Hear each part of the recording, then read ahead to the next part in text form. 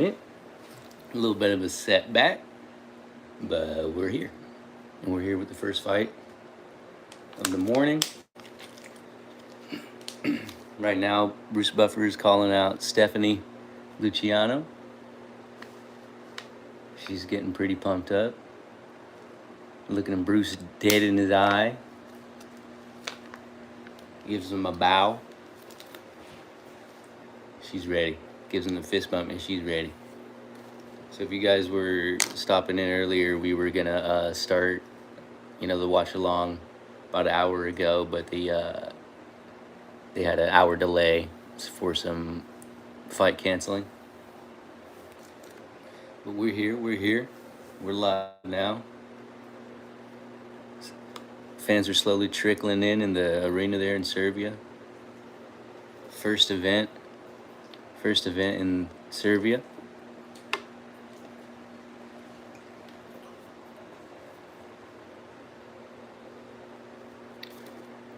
They're about to get underway. Deon Tessic.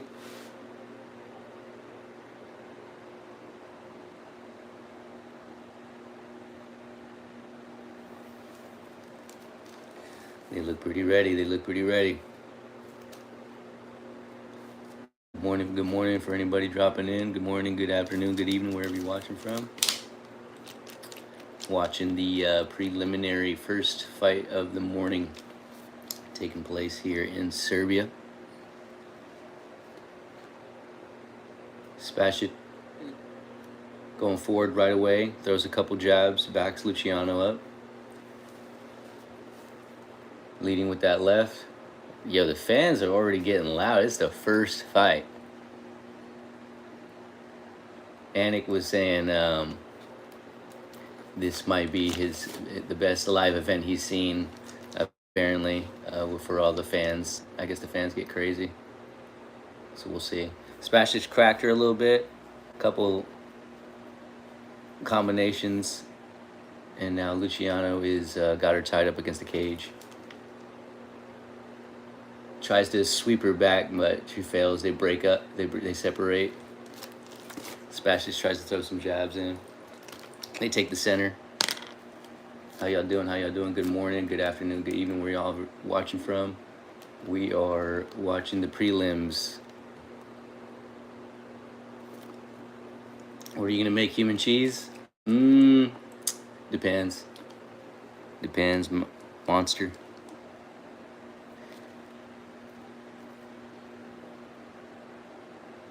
Taking the center right now. Luciano, she's trying to get that takedown, but they're staying separated. Got my phone mounted on this little thing here.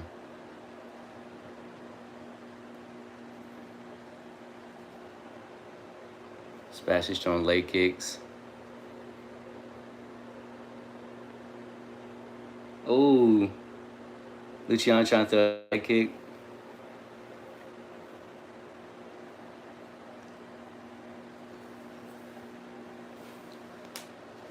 You didn't say what are you gonna make human cheese. You said when are you gonna make human cheese? Don't know, man.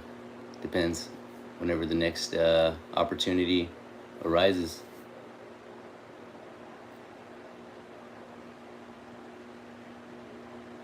Crowd already kind of filling in. This is only the first fight of the morning.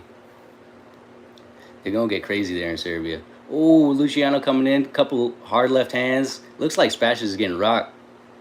But she answers with a couple left hands of her own. They're in the center here just trading.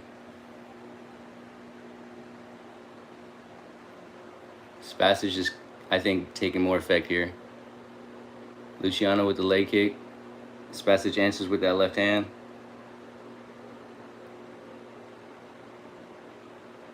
Body kick from Spasic.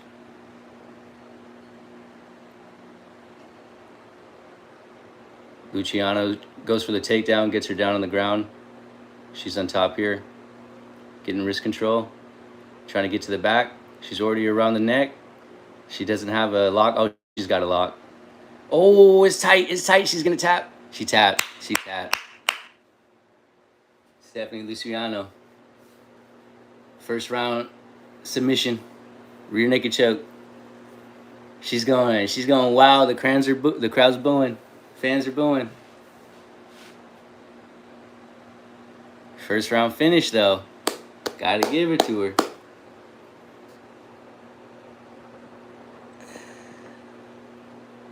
What a weird comment.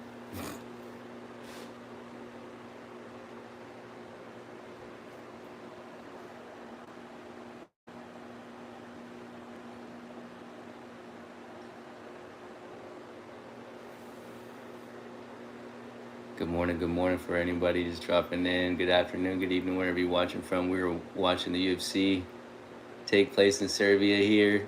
Stephanie Luciano with the first round submission to take out the hometown girl, Mariana Spasic. Got her with a takedown. As soon as she got that takedown, she worked to the back, got a rear naked choke, squeezed the shit out of her, put it away.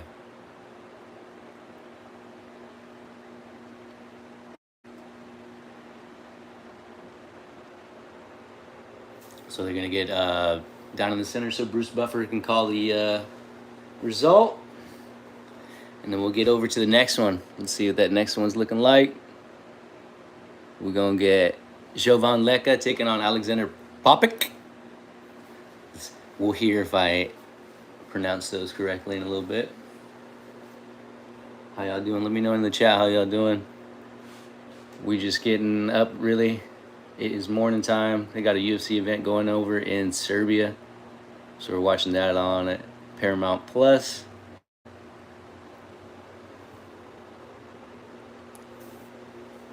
Hoping y'all having a good day, good afternoon, good evening, wherever you're watching from. Had some people from all over last time. Let me know where you are in the chat if you'd like.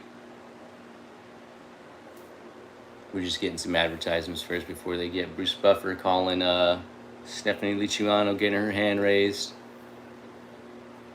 Fans ain't liking that first one. But they still got 6 hometown fighters, home country fighters on the bout left.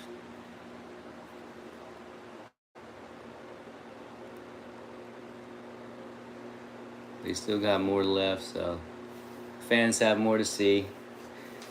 They won't have to boo all the time, I'm sure.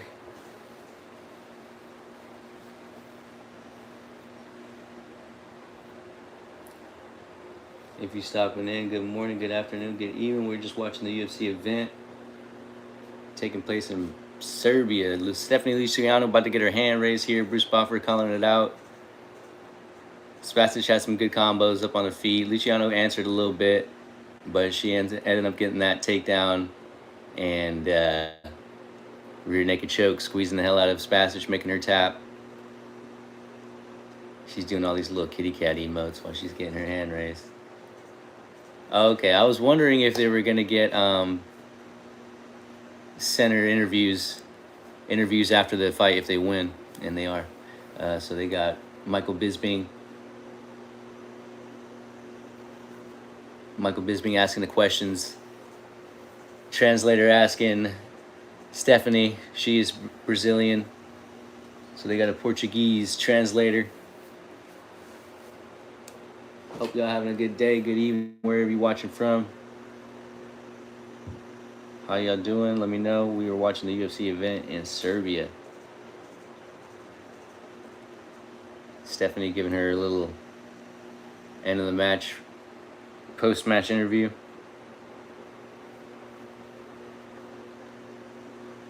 She's saying that, she's answering about the boos. She's giving hearts out. She's saying Serbia's beautiful.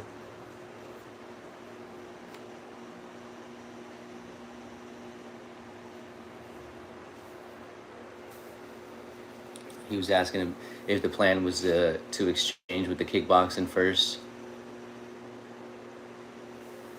And if it was, it was a good game plan. She was answering Spasic a lot on the feet. Spasic was trying to, pressure forward with her jabs. And it was working for the good first minute, maybe minute and a half of the first round. But Stephanie was able to adjust.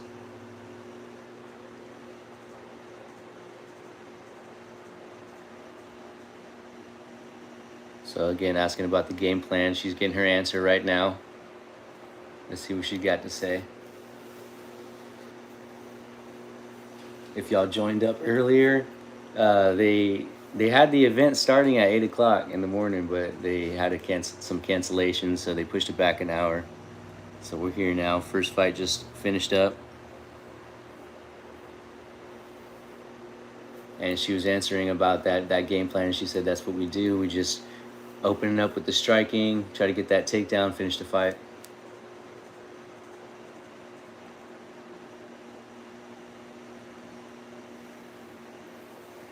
Getting her little pictures with her team.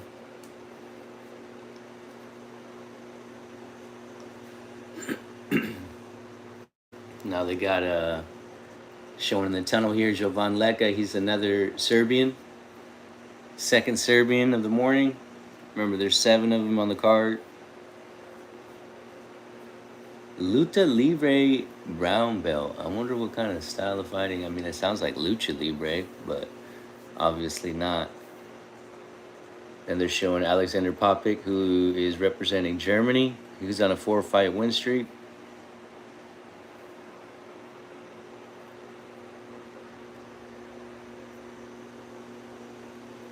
Oh, it's going to be a heavyweight clash. Okay, okay.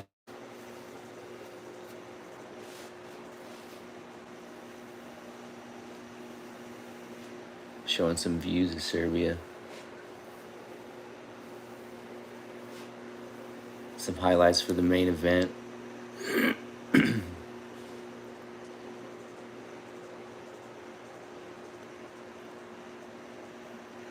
For anybody dropping in, good morning, good afternoon, good evening, wherever you're watching from. We are watching along to the UFC prelims taking place in Serbia.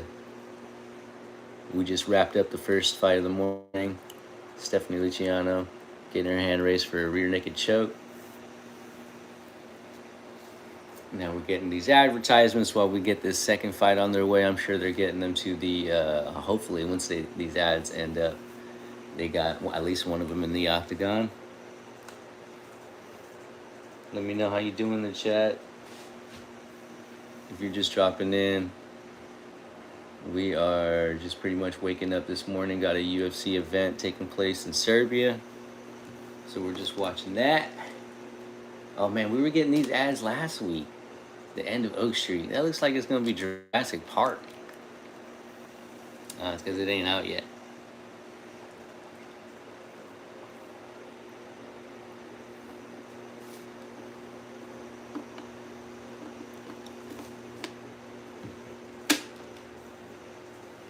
What is this, like O'Reilly's?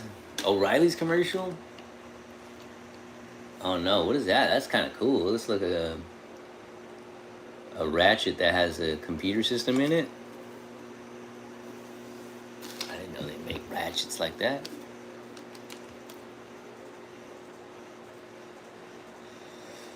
Alright, let's take a look while these advertisements are going, what these guys have done in the UFC. Looks like this is going to be Jovan Leka's debut, and he was set to first fight Max Jimenez, but it looks like that fight fell through, and Alexander Popik was called up. So shout out to Alexander Popik to make this fight happen for Jovan. And let's go see what Alexander Popik has got going on. This looks like it's going to be Jovan Popik's debut as well. So debut for both fighters coming up here in a little bit.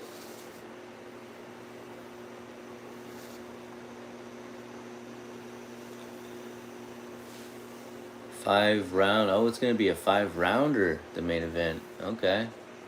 2 top 15 ranked guys. Number 14, 15.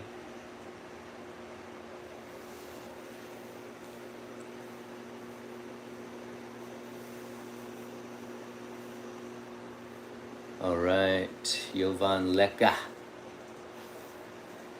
So you know how I feel about the records of fighters before the end of the UFC, but they have him at 13-2 coming in. He was in the Dana White Contender Series.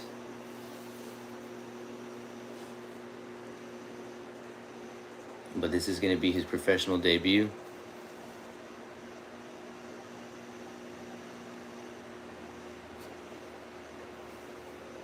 Gets to make a debut in his home nation.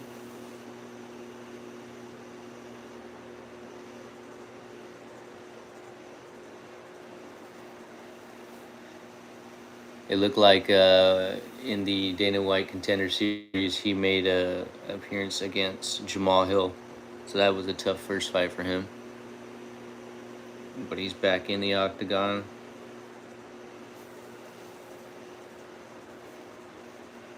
Oh, that's cool. Are they going to keep that same dynamic I was talking about last week?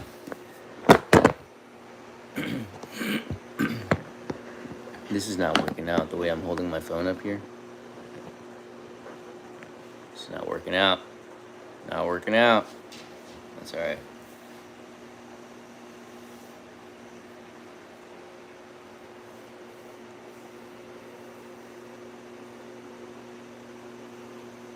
Ay. I'm getting a text from my boss right now. That's why I paused for a moment. Alexander Popik making his way into the octagon.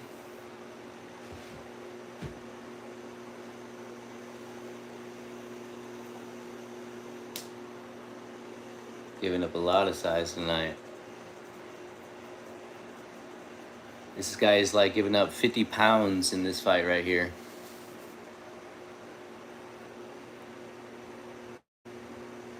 He's meant to be a light heavyweight, but he's moving up to make a debut. He had an opportunity and he took it, which is, pretty respectable. Nice beard. Then he's going to get that Vaseline rubbed up on him. You know how we feel about that Vaseline.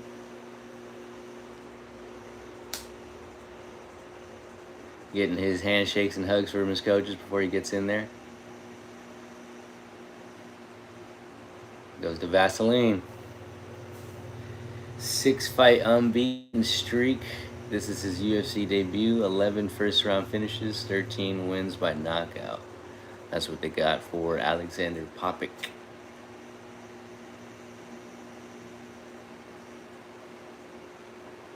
So checking him over.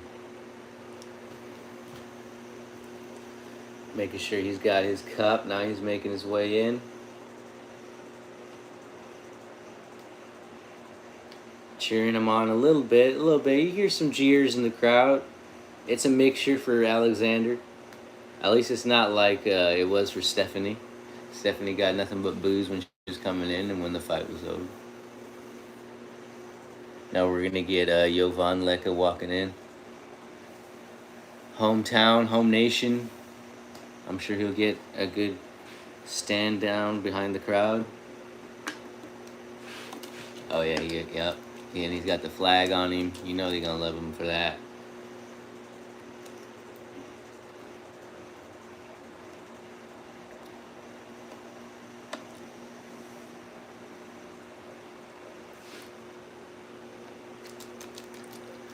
For anybody dropping in, good morning, good afternoon, good evening, wherever you watch from. We are watching the prelims taking place in Serbia, where we got through one fight. It opened up with a women's strawweight bout where Stephanie Luciano took it in the first round via rear naked choke.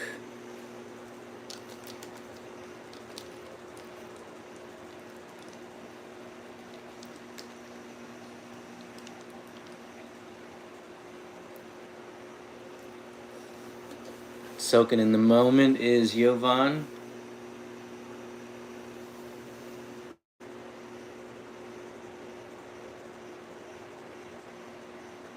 I'm sure even though he's giving up the 50 pounds, he's not going to, take it easy on his opponent. I'm sure he's coming into this really confident.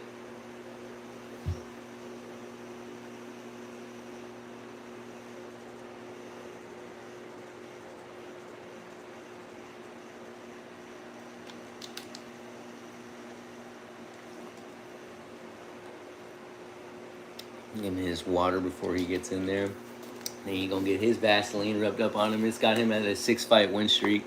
This is also his UFC debut. 6 first-round finishes. Okay. Finished 11 of 13 wins, 7 knockouts, 4 submissions. That's pretty good for a heavyweight. But again, this is his debut. But debuting against a guy that's 50 pounds lighter, you know.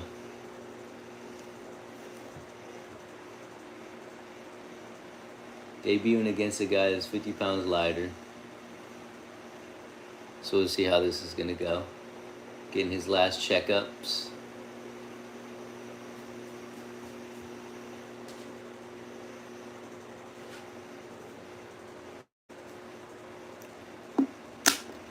Getting his last cheers before he enters. Before they lock that cage behind him.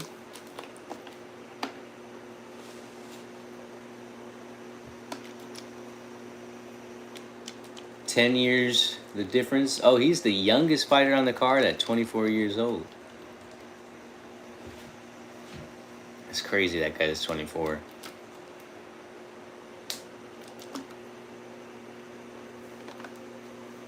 And 34. They got Alexander as the underdog. Bruce Buffer, get him out. Looking good as always is Bruce Buffer.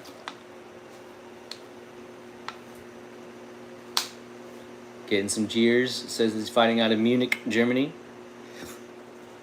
Munich, whatever.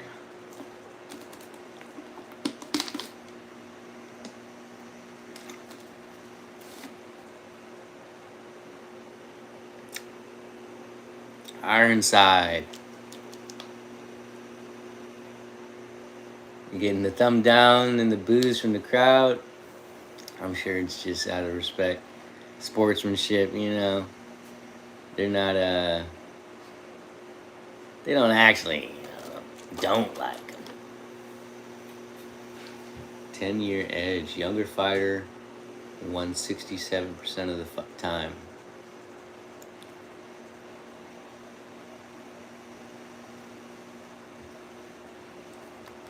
Alright, Bruce Buffer finished up. Vladimir's our official.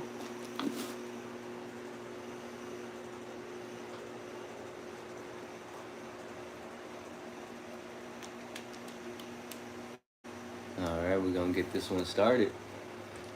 Touch gloves.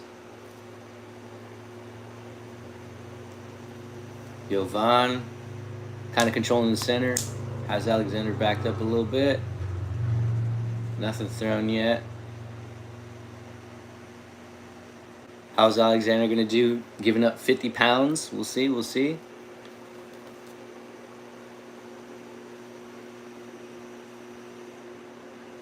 Again, Jovan just kind of pressing the issue, keeping him back. Nothing's been thrown, nothing's really been landed. For anybody dropping in, good morning, good afternoon, good evening, wherever you're watching from. We are watching the UFC Prelim event going on in Serbia. First event, UFC event in Serbia. They have 7 fighters on the card. This is the second. Jovan Leka representing Serbia. Leg kick from Papic. 1-2 over the top from Papic. Jovan still kind of just pushing him back.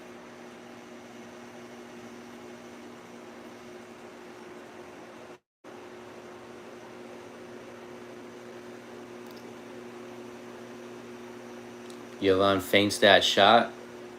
Goes for a 1-2 up top. Jovan just kind of eating these. Jovan goes for the leg kick. Misses. Still controlling center is Jovan. Late head kick, Alexander, but it's blocked.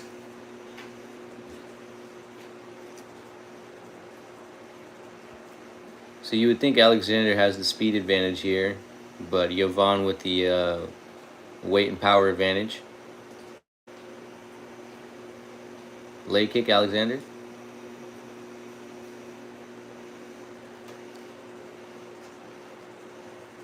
Just kind of circling around is Alexander. Another 1-2 on the top. Looks like he's just sticking and moving, sticking and moving. Oh, wow. How did Michael Bisping say that right away? Oh, body kick from Jovan. It crumples Alexander, puts him against the cage, and TKO finish. Round 1 finish. Let's go. Jovan with a finish here in front of the home crowd.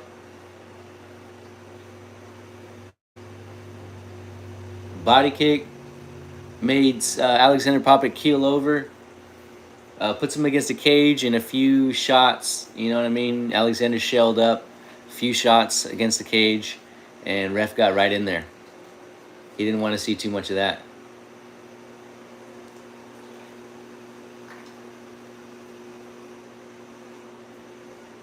All right. It's pretty good, pretty good.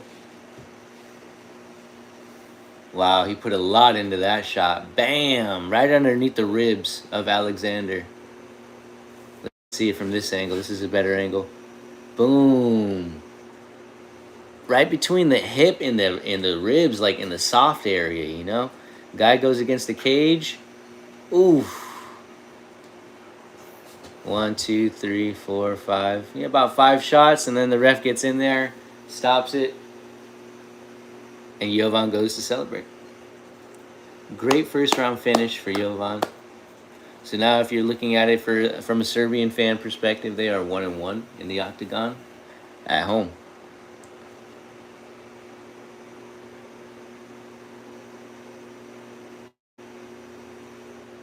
That's going to take us to Bruce Buffer, getting him in the center of the octagon and calling the result.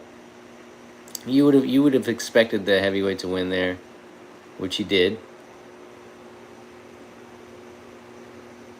We're getting some Spider-Man ads. We're gonna get a minute of ads here. We're gonna be followed by another women's fight here. Woman bantamweight is gonna be the next fight.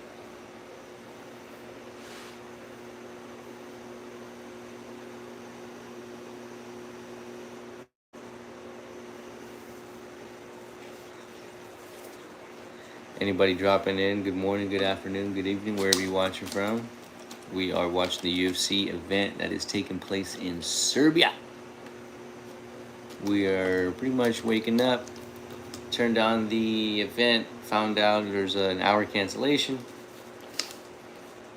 But we're back in it here. Second fight just finished. Bruce Buffer gonna get him in. Jovan Leka gonna get that hand raise. Bruce Buffer looking good.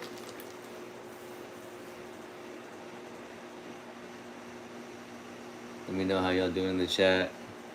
We just chilling. It is too early to begin up, but we got UFC to watch.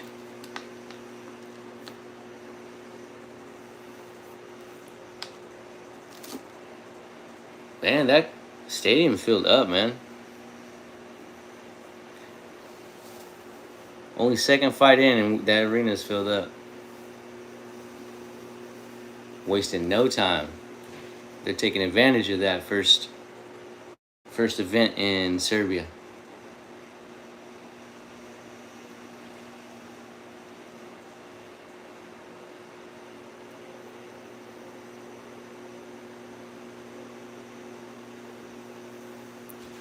Michael Bisping.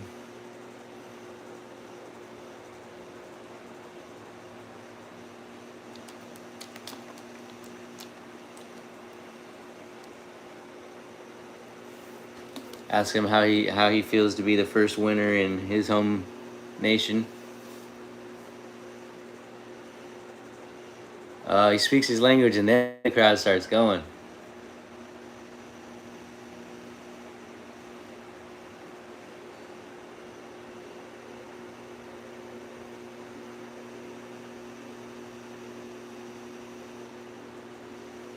Hopefully we get the translator here after.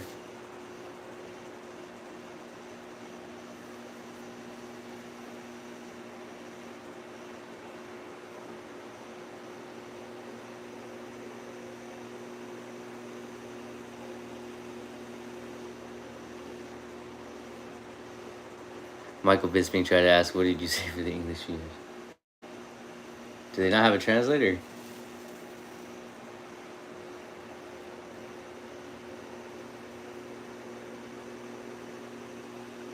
Gotta give respect to Alexander, though, for stepping in, giving up 50 pounds.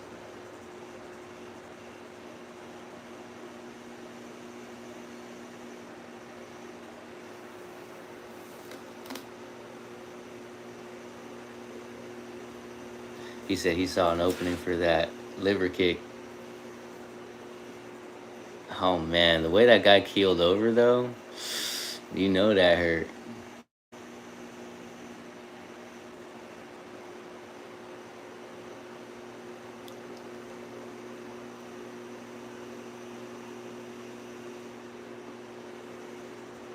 They got to get a translator in there.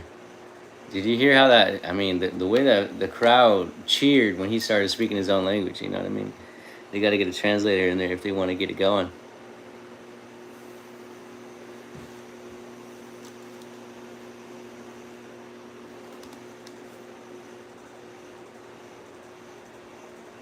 Let's see here.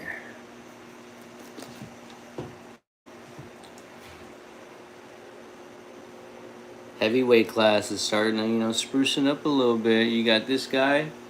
Looks pretty good. Again, I'd like to see him tested against an actual heavyweight. Then you had Josh Hoke coming up. You got Gable Stevenson. Heavyweight class is starting to sprucing up a little bit. You like to see it. It was starting to fall apart, with Tom Aspinall leaving. You had Francis Ngannou leaving, John Jones leaving. So it's good to see the heavyweight have some good prospects, some good up and comers.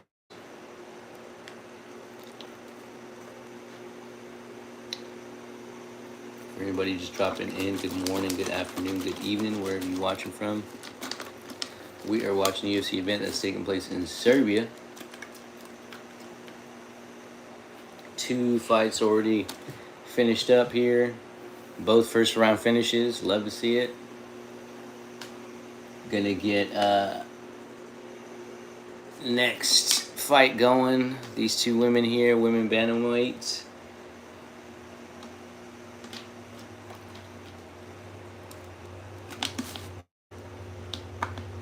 Showing some previews for the 2 ladies here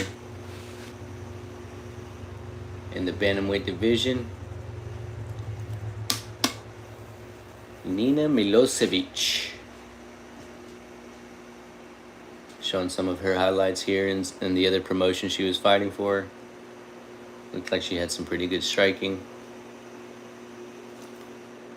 Now they're showing Haley Cohen. Haley looks like a unit. Haley looks like a unit. That is not a lady you want to bump into in the supermarket and grab the same thing she's grabbing. You know what I mean? Nina Queen Beast Milosevic. And all hail Haley Cowan. All hail is kind of cool, I guess. We're gonna get some advertisements here. All hail Haley Cohen. That's an interesting nickname, fight name. Usually you get that fight name in between the first and last. All hail's cool though, I guess. As we wait, we'll look to see if they have any history in the UFC. It looks like this is going to be Nina Milosevic's first fight in the pro UFC. And for Haley Cohen, this is going to be, she's has some history in the UFC. So in 2023, Haley had 3 canceled fights. I mean, with that many canceled fights, you would assume it was her pulling out, at least in most of those 3. But she started off with a loss, a decision loss, in her debut year. Had another canceled fight against a girl that she had already canceled with in the previous year, right? Tamirez, yep. 2025, she comes back and loses submission. Gets KO'd. So she has nothing but losses in the UFC, does Haley Cohen. So we're gonna see how that works out for Nina Milosevic's UFC debut. That might be good news for her. Haley might be coming in with some vengeance. We'll see.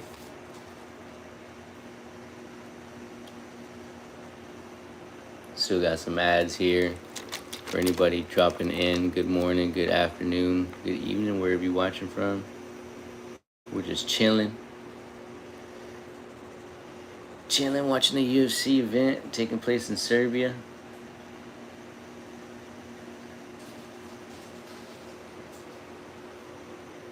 They're showing a kind of a cheesy commercial, really. What is this? Army or Marines?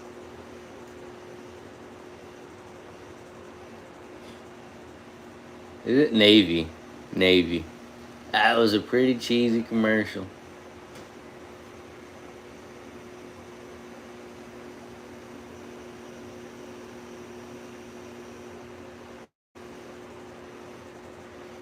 I had a comment earlier and I deleted it. It was because it was weird. I didn't want people to just chop in and that's the only thing they see is that first comment. The dude was like, when are you going to make human cheese? I'm like, what?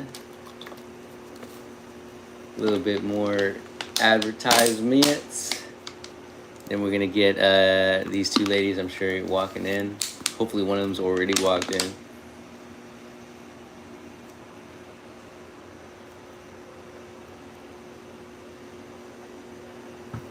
All right, they got Milosevic walking in now, getting her Vaseline rubbed up on her, getting ready. And since she's the second one walking in, I would assume that they already have Haley Cohen in. We just got finished with an advertisement, so I'm not too sure. Because she is the home girl.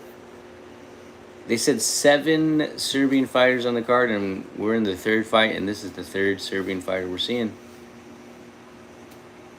You would think the fans are loving that. 3 fighters in a row, hometown heroes.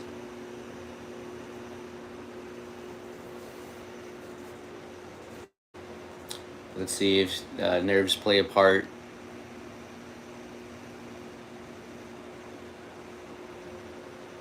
Eight-fight win streak, although this is her UFC debut.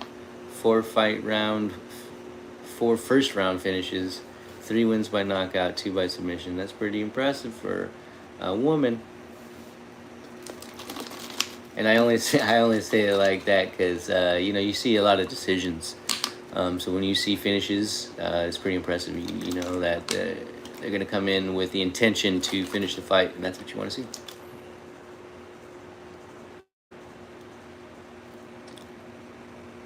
And we already have two first round finishes, so you would want to follow up with that excitement. Here's Bruce Buffer. Got a like, thank y'all for the likes. If y'all just dropping in, good morning, good afternoon, good evening, wherever you watch it from. Watching the UFC event taking place in Serbia. It is the first UFC event in Serbia. They got 7 home nation fighters on the card. Right now we're calling out Haley Cohen, American, fighting out of Robinson, Texas. Got her down as the underdog.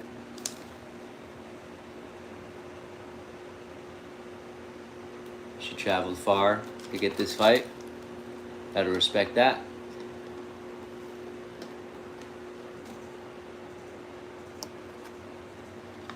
Giving a smile is Nina Milosevic. Fighting out of Belgrade.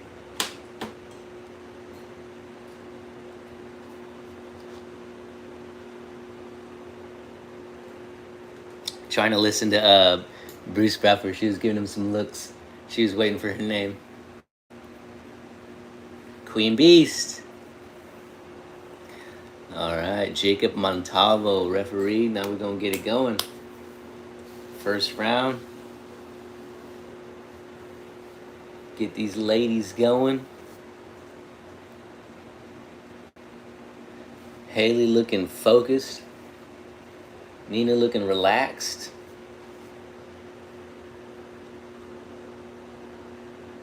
They turned the lights down, got the spotlights on them. That's pretty cool.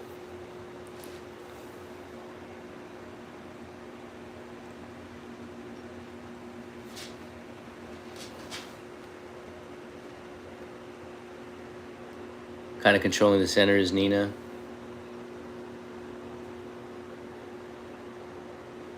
Looks really calm, cool, collected. It looks like she's more so kind of waiting for shots. Maybe kind of looks more of a counter fighter. But she's pressing forward. Comes in with a right. Doesn't really connect too well. Haley tries to get a head kick. Just kind of glances over. Leg kick from Haley. Nina catches. But separate.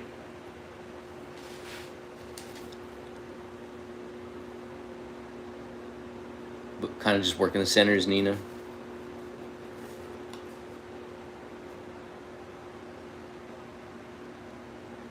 She's trying to get that right hand right down the middle. It's Nina. Haley rushes in with a 1-2.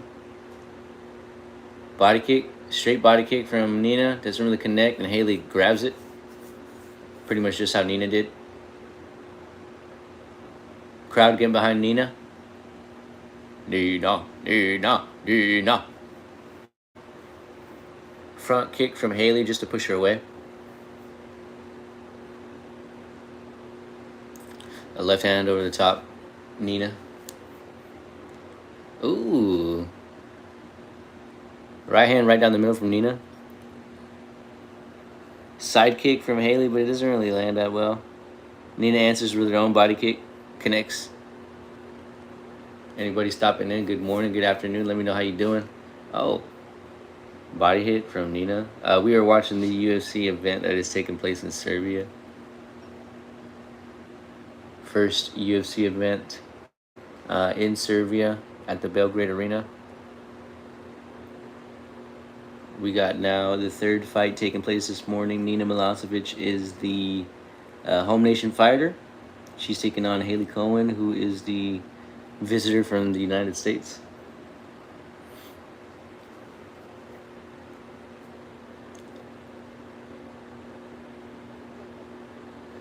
Haley tries to go in with a body kick. Nina catches. Right when she catches, Haley comes in with a spinning elbow. Doesn't really connect, but that's that's the right idea.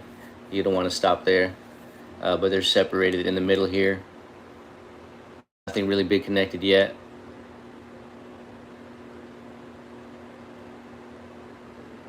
Two minutes left in this first round. It'd be hard to really kind of judge how this first round went. Because both ladies had a little bit of their own, really. Haley with a good rush in 1-2. She just came in with a big left over the top. Nina with a lot of right hands through the middle. Good body shots as well. But we still have a minute and a half left. So could be anyone's game here. What happened? Oh. Nina trying to go for the finish. Got her against the cage. It looked like a body shot hurt her bad. She just crumples down to the ground and ref waves it off. What happened? Oh, man, we're going to have to see a replay from that. Straight right to the body. Made her, crumple over. And then Nina tries to rush in, get a TKO finish against the cage. Haley kind of circles towards the center and then kind of just, again, falls over. Ref gets in there, waves it off. He didn't want to see no more. But that's another win for the Serbians. Fans loving that.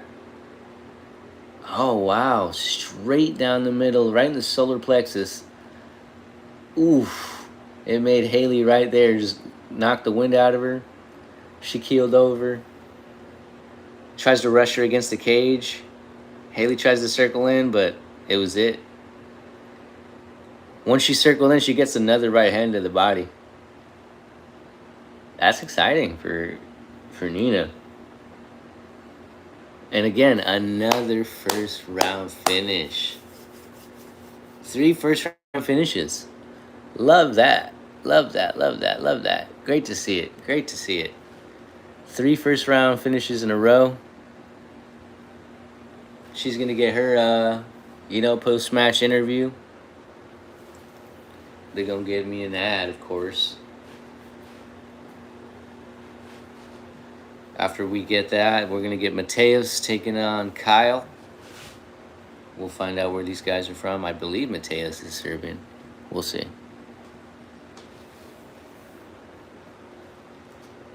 We will see. We will see.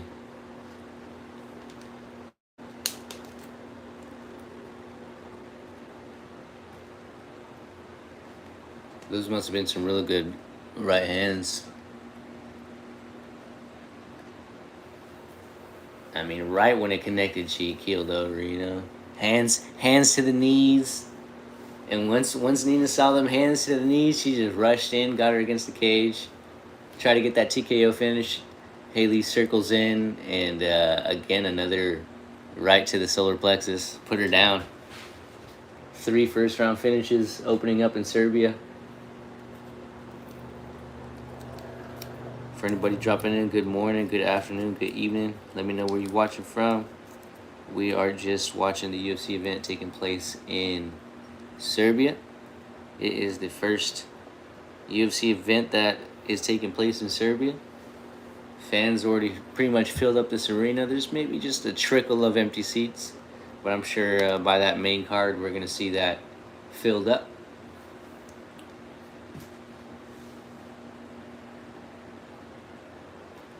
Next fight is going to be a lightweight bout.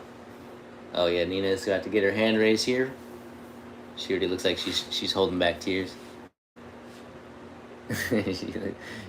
She cannot contain her emotion right now. Bruce Buffer calling it out.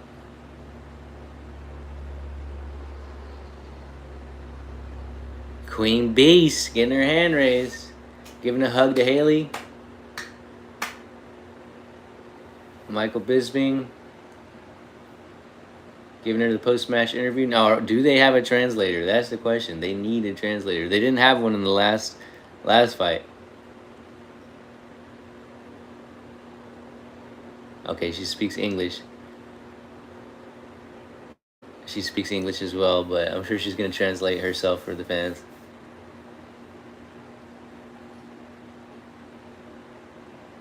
She's excited.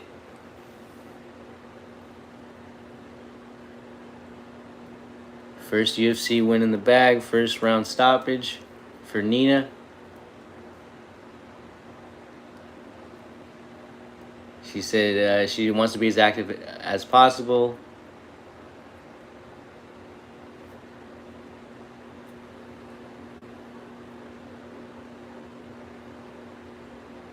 She wanted to say something for the fans.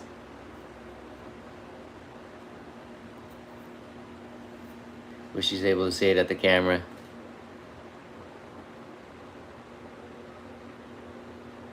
They gotta let him talk. They gotta let him talk in their language. In the last fight, when the guy started to talk in his language, they started to get up and get crazy. You know, they didn't know anything she just said in that post-match interview. Poor fans. That's all right. I'm sure they're gonna get a translator. And it looks like there was a dude standing behind Michael, like as if he is supposed to be the translator. It is what it is. We're gonna get this next fight going. Next fight is gonna be Mateus Rebecki taking on Kyle Prepelec. That's gonna be the 4th fight of this morning. For anybody joining in, good morning, good afternoon, good evening. Let me know where you watching from. We are currently just watching the Serbian UFC card taking place in the Belgrade Arena. Hope y'all having a good morning.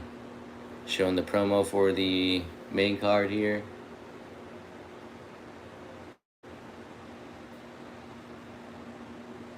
Showing his fight against Kevin Holland.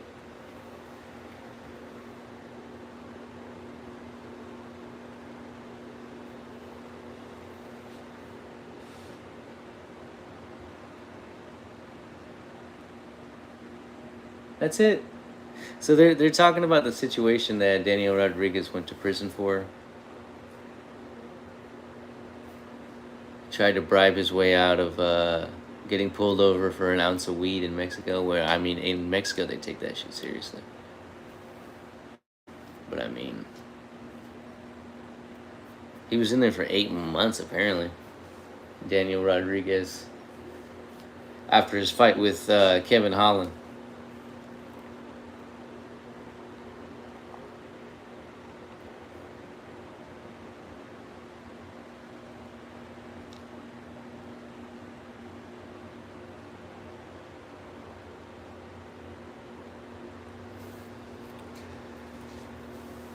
Giving us the promo for the Daniel Rodriguez main event.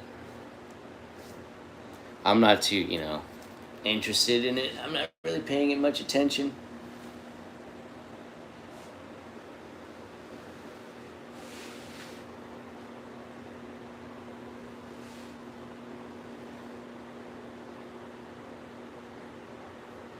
Showing some of his training when he was in the prison in Mexico.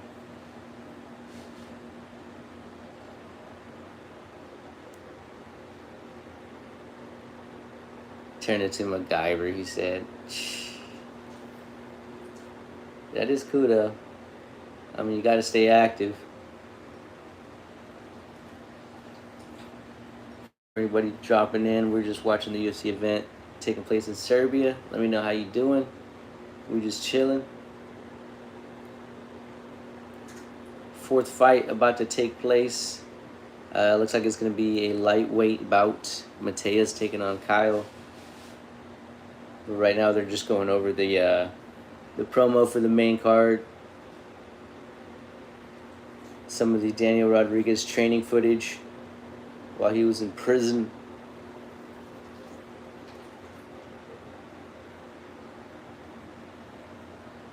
Guy is yadded all over head to toe.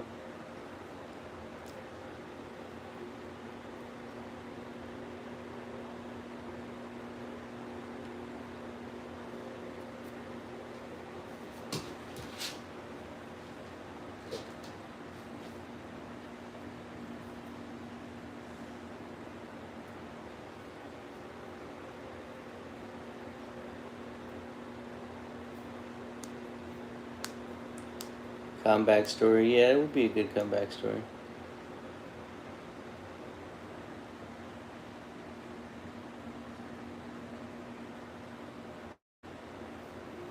Hard. I mean, this head tattoos had to have hurt it, no? I mean, dude has the tattoos all over his scalp, all over.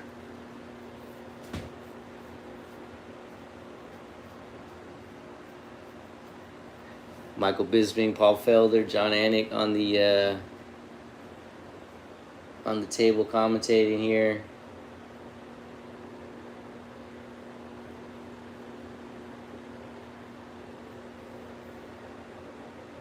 They have Daniel as the underdog as well. So you know he's going to come in with a little bit more of an oomph.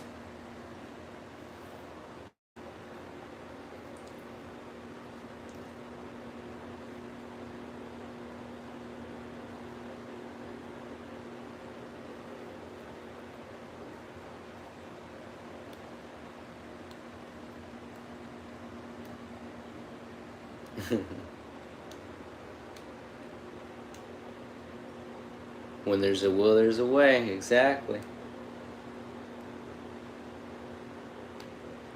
Gotta stay in shape while you're in there. That's got to be enough of that, right? I mean, we've heard a lot about it. Let's continue with the event. Maybe they're having an intermission or something like that.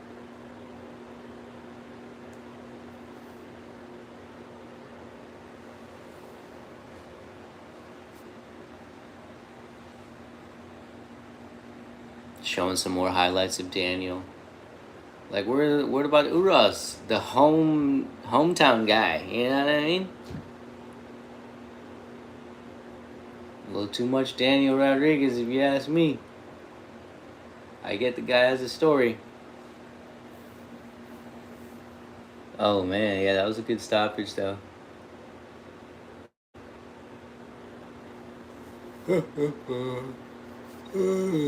Green Giant.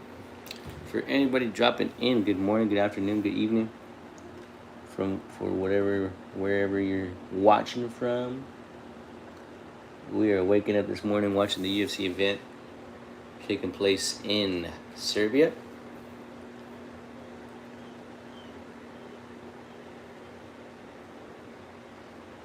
This is the first UFC event taking place in Serbia. Crowd is taking advantage of that. It's dang near filled up. A lot of times you don't see that in the prelims. But it's not like they get an event every weekend or every other weekend or, 10 times a year like a Las Vegas would.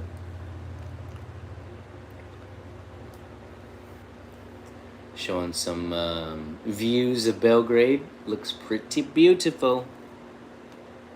Pretty beautiful.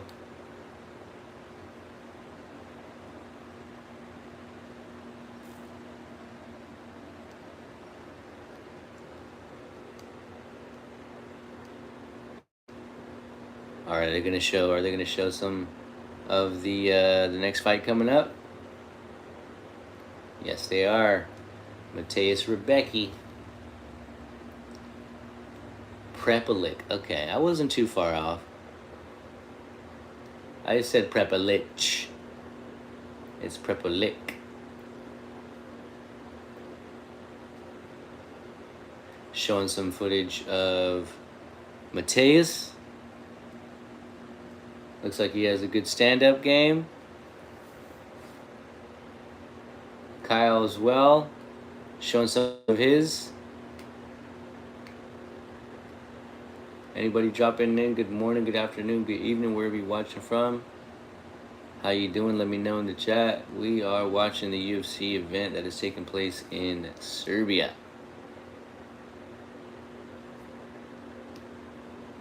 Taking place in Serbia. And then we're going to get some advertisements. I'm hoping that by the time we get back, they are going to be at least one of the octagon here.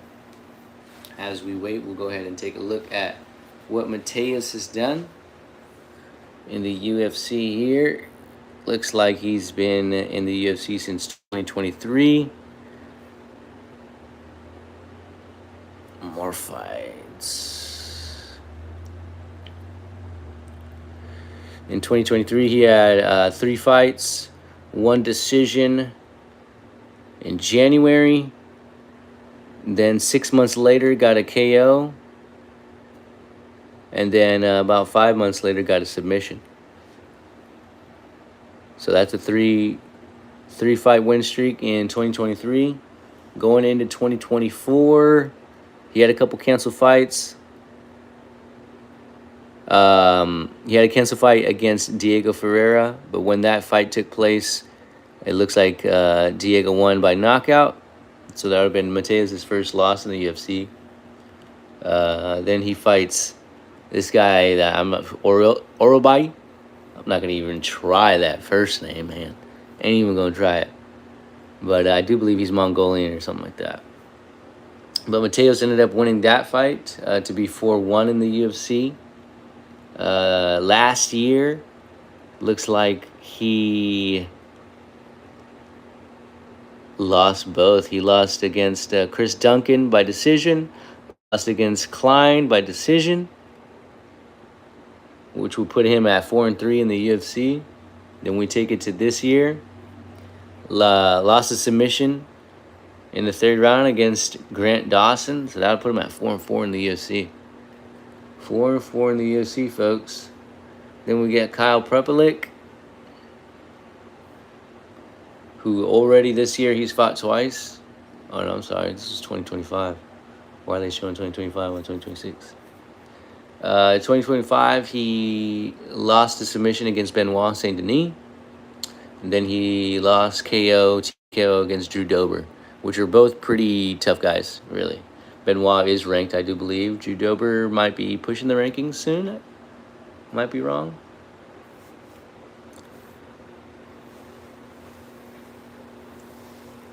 Should be an interesting fight. Mateus coming off of a few losses. Kyle coming off of a couple losses against some tough guys, tough opponents.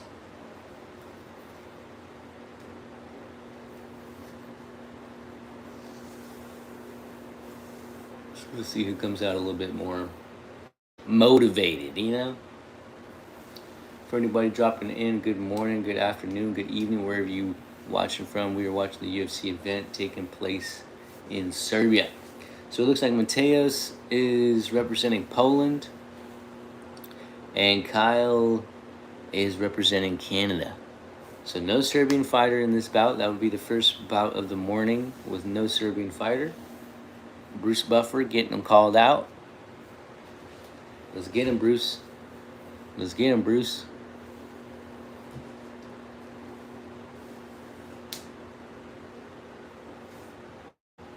Underdog. Kyle. They got Kyle as the underdog, the Canadian.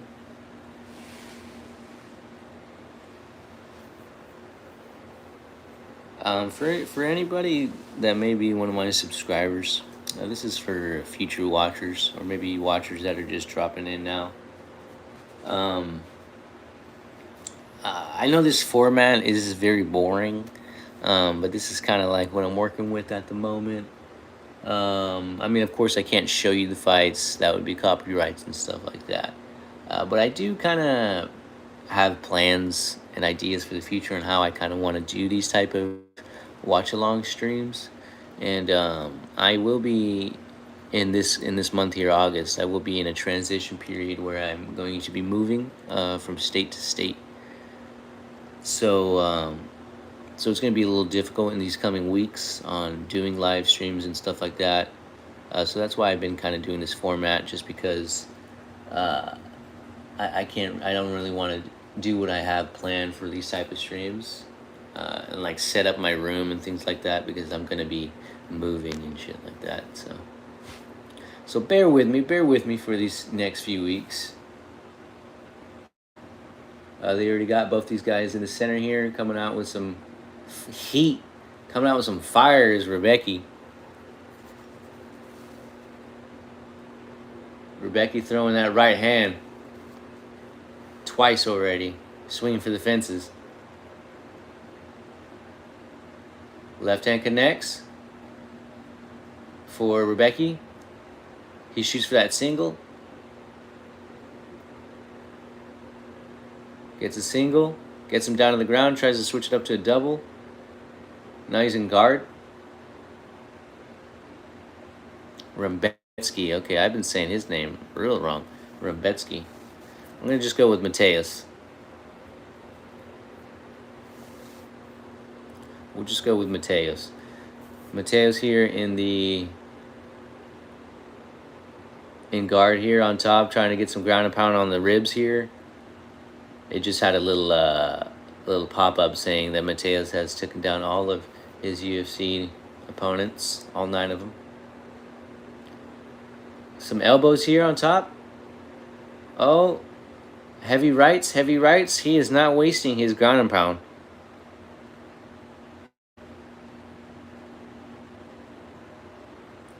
Trying to put his head on him. Staying in this guard. Couple lefts to the head. It's not bad ground and pound. I'm sure Kyle does not want to be in this position here. He's pressed right against the cage. Taking shots. Left. You can't stop this fight here. The ref is looking real close in. I'm sure he's just trying to get a word into Kyle. Okay, he's trying to push away. He's trying to get a single. He's trying to switch. He's already got a good little swell underneath that right eye and a cut. Does Kyle. Mateus with a single leg gets him down on the ground and just has been working ground and pound since. Right hands against the cage.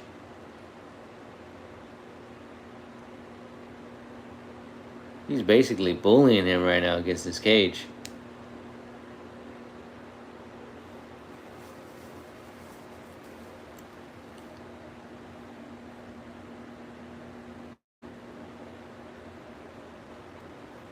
Kind of just pressing Kyle against the cage here. He's got a single leg wrapped figure 4 with his feet. Kind of like Khabib style, you know, kind of holding the legs with his legs as he's just continuously throwing this right hand for ground and pound.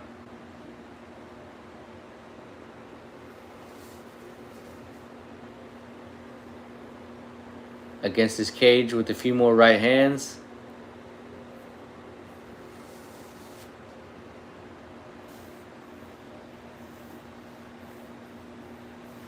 Now he's trying to improve on a double leg against the cage here. Might be the first fight where we go to the second round.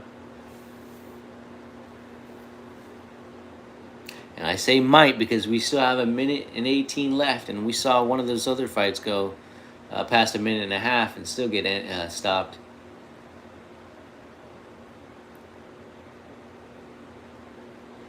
Just about 60 seconds left here for Mateus to work some more ground and pound.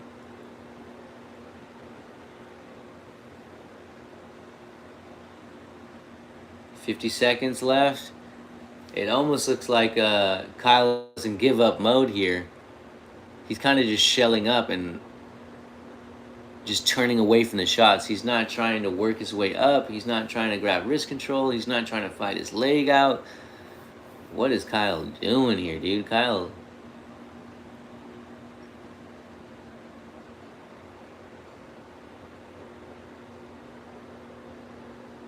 $20 seconds left. It's over. It's over. He called him off. Wow. Another first round finish. That was pretty sorry from Kyle, to be honest.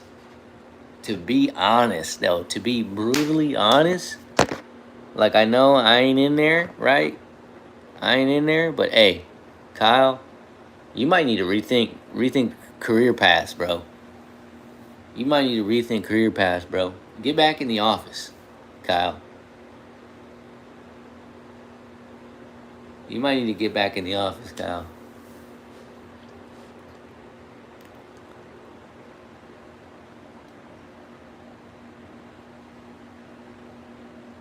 That was great work on the ground, though, from Mateus.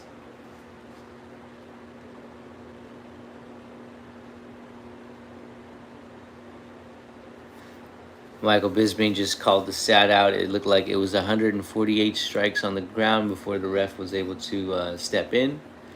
And that was from the takedown. It's not like he was just on top of him, wailing on him 148 times. I think Ref did a good job, giving Kyle an opportunity to try to fight back. But man just didn't want to be in there, really, huh? Mans just didn't want to be in there. So we're going to get Mateus Rims. I'm going to try to say it, Remsbekis. We're going to get his hand raised. Kyle's going to go home with a sour taste in his mouth. And then we're going to get on to this next one. This next one being 4 fights left into this prelim card. Next one is going to be Dennis Buzuka taking on Bogdan Grad. That is going to be the next fight coming on. But first, we're going to get Bruce Buffer to call the result and get Mateus' hand raised.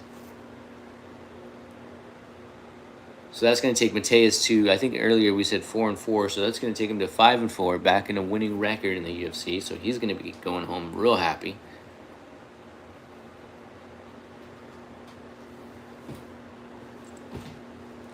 Kyle, I know you're never going to see this, man, but I didn't like to see that, bro. I didn't like what I just watched. I'm worried about you.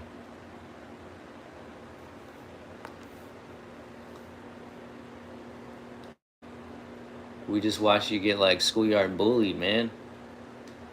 You lucky the ref was in there to stop it.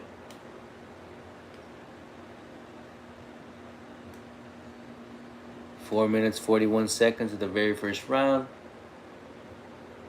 TKO, says Bruce Buffer. Rambetsky.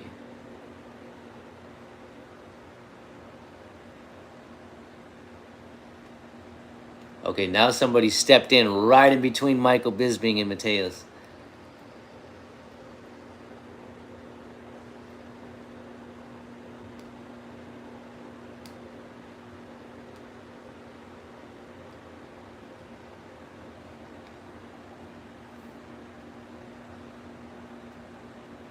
He says, I understand. He's trying his English right now. Finished 17 of 21 wins, 10 knockouts, 7 submissions. Do everything I do in training, just bring it into the octagon. He says he has really good cardio.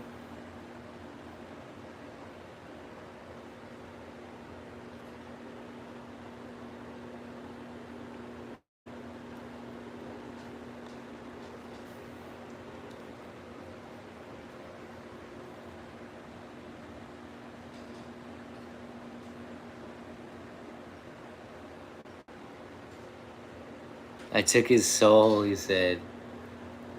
Yeah, he gave up, bro.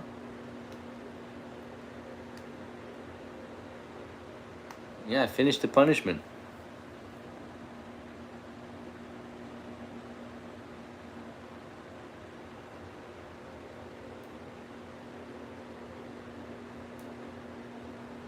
Thanking his coaches right now.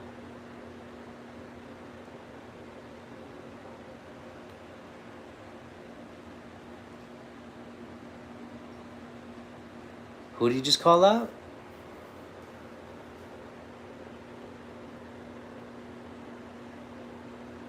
Who did he just call out? Did he say Benoit? Oh, yes, I think he did. Because that's what John Anik is saying, Saint Denis. That would be a decent fight. I would like to see that fight. That's not a bad call out at all.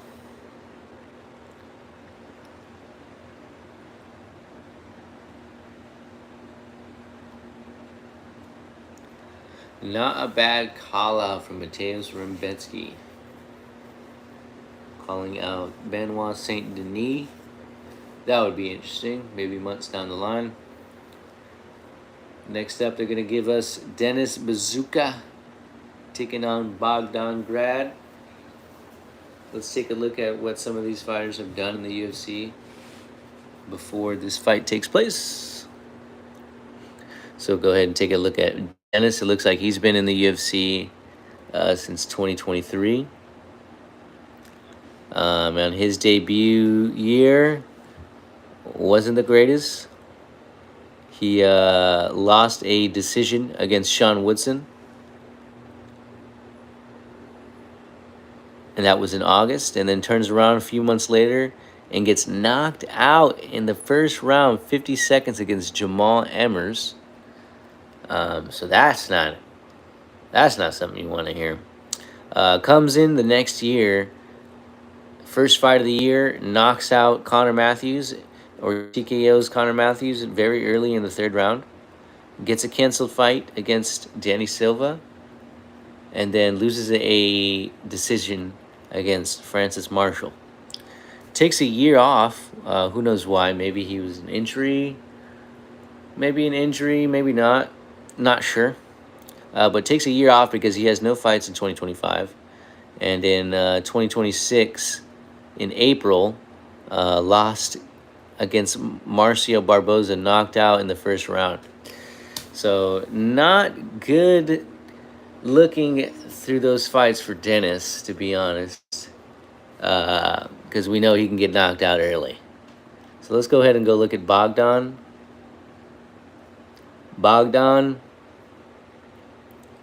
In 2025, Bogdan fought 3 times. Knocked out his first opponent in the UFC, Lucas Alexander, in the second round. But then loses his next 2 fights. First one against Muhammad Naimov via decision. And then in November of last year, loses to Luke Riley via TKO or knockout in the second round. So both of these guys can be finished, is what we're seeing. That's what we're seeing. Dennis more so than Bogdan, it seems. Bazookia. Sorry for mispronouncing earlier. Albanian American is Denis Bazookia. Bazookia. training under Aljamain Sterling.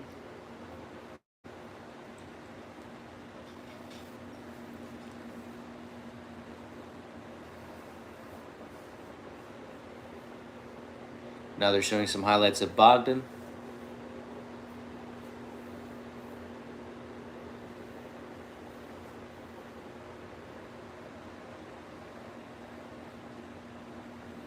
Debut appearance of 2026.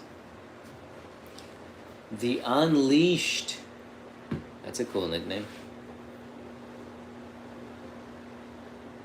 It's alright nickname, I guess. Anybody dropping in, good morning, good afternoon, good evening, wherever you're watching from. We are currently watching the UFC event taking place in Serbia. This is the first UFC event in Serbia. Serbia is getting 7 home nation fighters on the card. We already seen 3 of them. 2-1. First fight of the morning was a loss. But the following 2 fights for them were wins. And the 4th fight, we just got a Polish taking on a Canadian. And the Canadian gave up, man. I mean, just crumpled in the center. Crumpled against the cage. I'm sorry, not the center.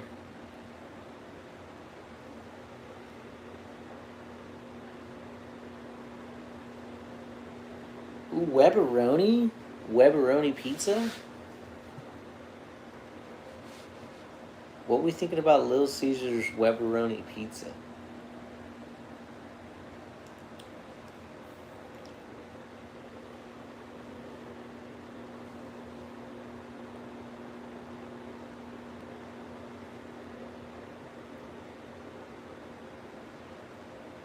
Getting a Jeep commercial.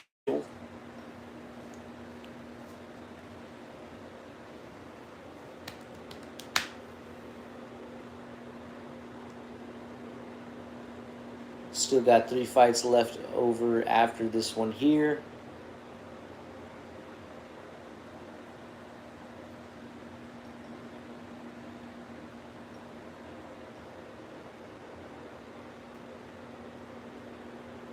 He's not.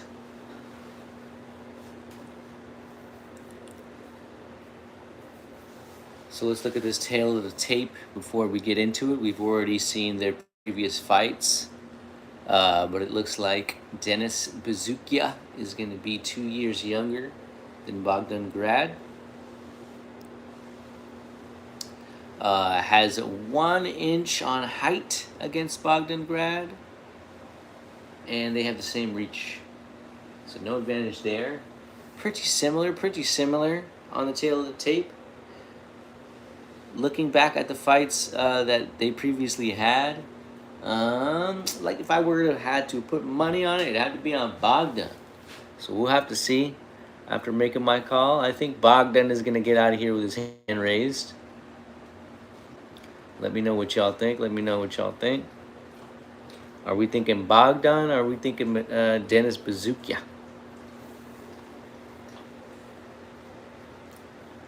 Looks like Dennis is getting ready here to get his Vaseline rubbed up on him. They got him at 4 first-round finishes, 5 wins by knockout, karate brown belt.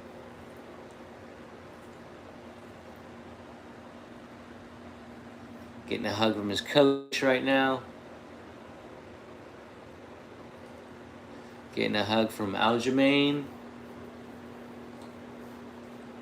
Another coach. Vaseline time, guys.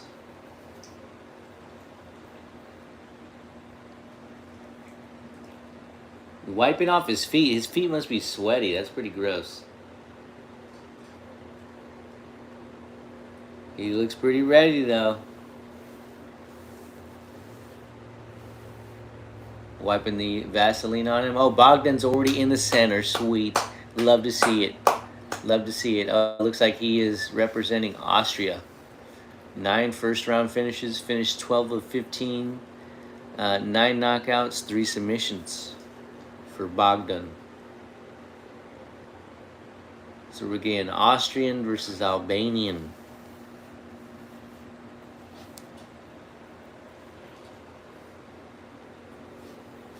Oh yeah, we are pretty much filled up. There's still, I see still a patch. I bet it's a party of people.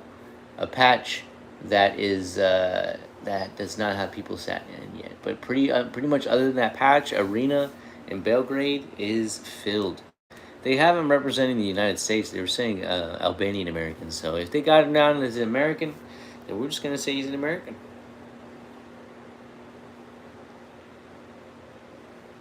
Bruce Buffer getting Bogdan called out.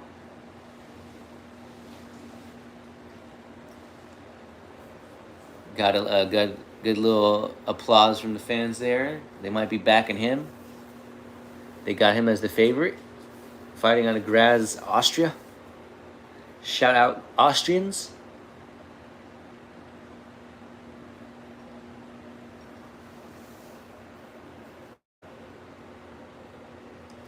Now we're getting Dennis called out here. Kind of getting some boos. You got some applauses. More so jeering. So I think we know who the favorite is here. It's probably going to be Bogdan.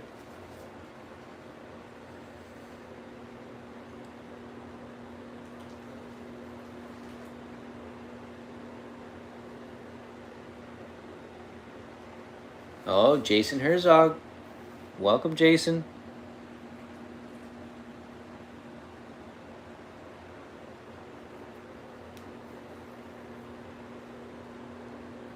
For anybody dropping in, good morning, good afternoon, good evening from wherever you're dropping in from.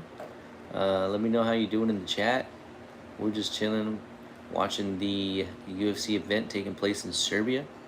It is the first event taking place in Serbia. Jab, leg kick from Bazookia. Bogdan likes none of it. Tries to get a takedown here. Has him pressed against the cage. Knees to the thigh from Bogdan. More knees to the thigh from Bogdan. Dennis trying to answer with a little bit of peppering to the face here. They separate, kind of back in the center here. Bogdan controlling more of the center. Leg kick gets checked for Bogdan. Controlling that center. Oh, nice little back elbow. That was a little cheeky shot. And it connected. Bogdan going for a shot again. Dennis sprawls out, and we're separated back in the center.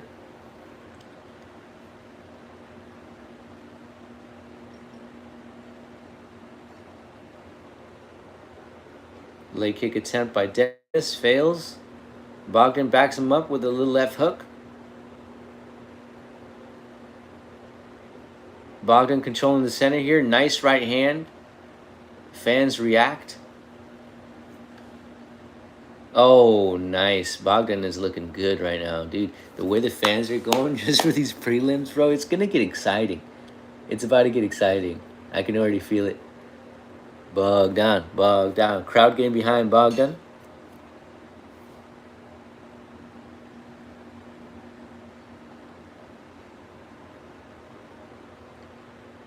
Oh, nice spinning kick from Bogdan. Doesn't land flush. Gets blocked. But just showing what he can be capable of. Leg kick gets caught by Bogdan. Now he's on top here. Bogdan's on top here. Trying to go Kimura. He's going right for it. Oh, from half guard. It's a little more difficult to get it from this position. Oh, it looked like it bent a little bit. Dennis is trying to squirm his way out of here. Okay, it looks like he's going to let go of this Kimura, maybe. Yes. Trying to get full guard is Bogdan. Still trying to get full guard. Now he's got it wrapped around the head. He's got, no, he wasn't trying to go for that. Half guard. He can't step over for this full guard. If we're just dropping in, hello, how we doing? Good morning, good afternoon, good evening, wherever we're watching from. We're watching the UFC event taking place in Serbia. Bogdan taking on Dennis Bezukia. Bogdan looking real good. Real good on his feet. Able to secure a takedown. Oh, Dennis switching through here. Bogdan trying to get around the neck. Trying to get around the neck. He has Dennis against the cage here. Dennis doesn't have much space to work, but is able to get to his feet. They separate, and Dennis gets a jab when they come up to their feet. A couple more jabs from Dennis. Uppercut from Dennis, followed by a left hook. Trying to come in with a jab. Fans are starting to sing. Teep kick, Bogdan. Bogdan controlling the center as he has been for a lot of this first round. Dennis kind of bounces off the cage with a little combination. Bogdan now on a single leg.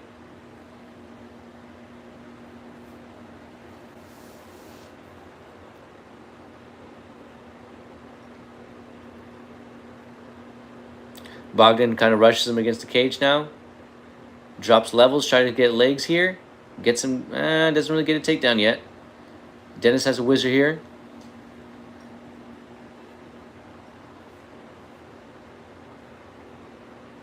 Trying to pull that leg out is Bogdan so he can get him to the ground. Does get him to the ground. Now he's on the back. He's on the back here. Trying to soften him up with some blows here.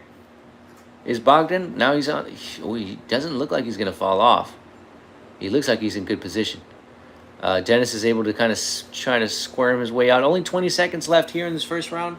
Could be the very first fight of the morning that's going to go to the second round. Nice ground and pound here from Bogdan. Nice ground and pound here. 10 seconds left. 5 seconds left. Couple more ground and pound. Couple more ground and pound. All right, we're going to second round. We're going to second round.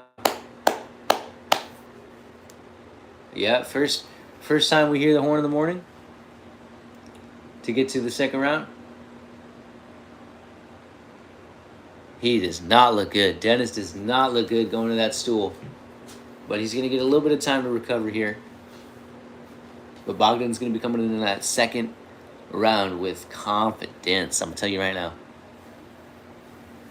Let me know what y'all think. I called Bogdan in the beginning. He's making me proud so far, I'll tell you that. Excuse me.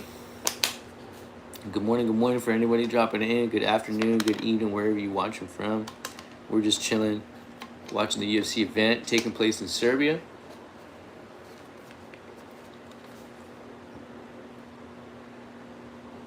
Oh, that's cool. Nice little fortress in Belgrade.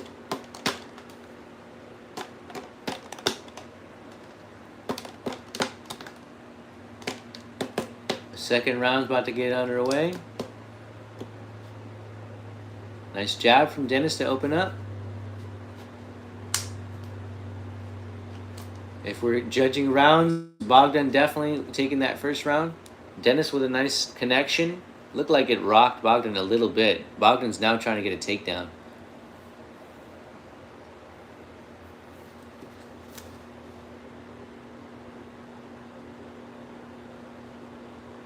Now he's pressing Dennis against the cage here with that underhook.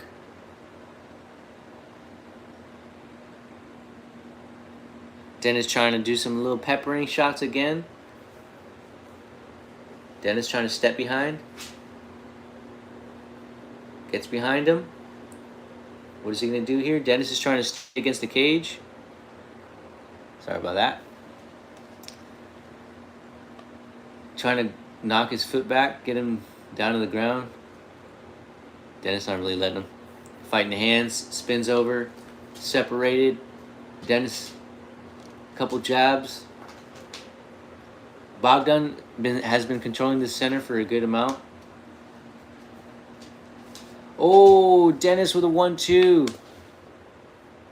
Spinning back from Bogdan. Bogdan's posture doesn't look good to me. He looks like that took an effect from Dennis. Body kick from Bogdan. Doesn't really land that well. Nice right over the top from Bogdan.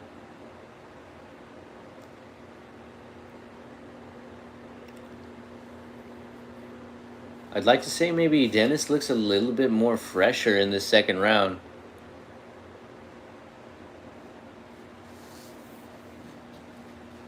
Bogdan comes in for a leg kick.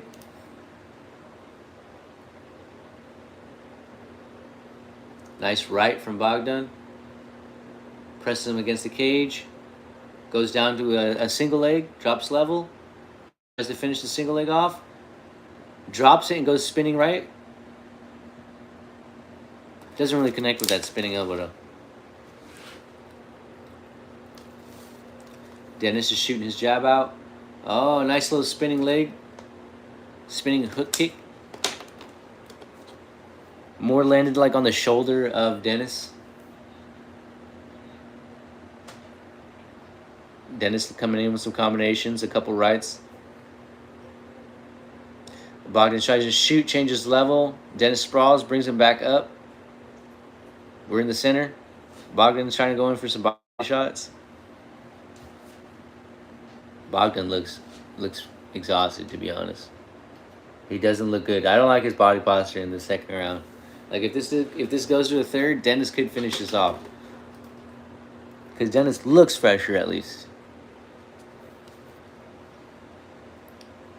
Ooh. Big overhand right, big overhand left from Bogdan. The overhand left connects, but then Dennis comes in with a right of his own. Oh, nice combo here. Uppercut clips him from Dennis. Bogdan's still controlling the center nonetheless. Goes in with Superman punch. Doesn't really connect that well. Fans have been getting behind him, though, every connection they see.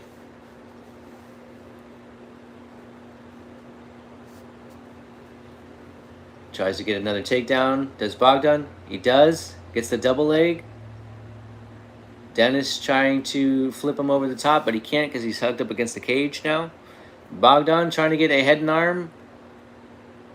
Trying to get a head and arm here. Just squeezing.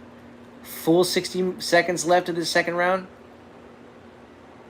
But Dennis has a knee in the center here. It doesn't look like they're body to body. He needs to get body to body if he wants to get that full pressure on that choke.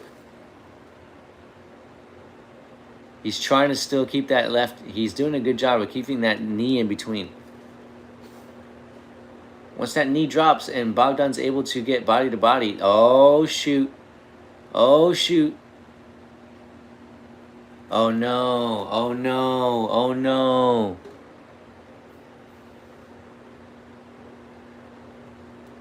Oh, no. We need to see a replay. Because initially, maybe I saw a quick tap, but then instead of sticking to the tap, it looked like Dennis was trying to fight out. It looked like Dennis was trying to fight out. Oh, yeah. The ref came in, stopped it, said, you tapped. I need to see it. I need to see it. I need to see it. Okay, here he is. Grimacing.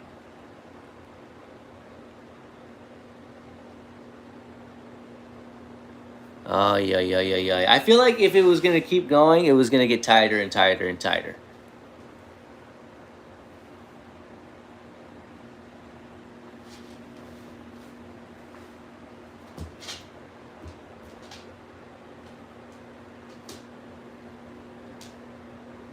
Ay. That's going to be controversial, guys. That's going to be controversial. Me personally, I think if Jason were to let that keep going, it was going to get tighter and tighter and tighter, and it doesn't really matter. But to me, I don't think that was a tap.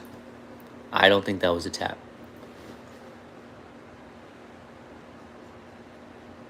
It is what it is, though. We're going to get a confirmation here, official decision from Bruce Buffer.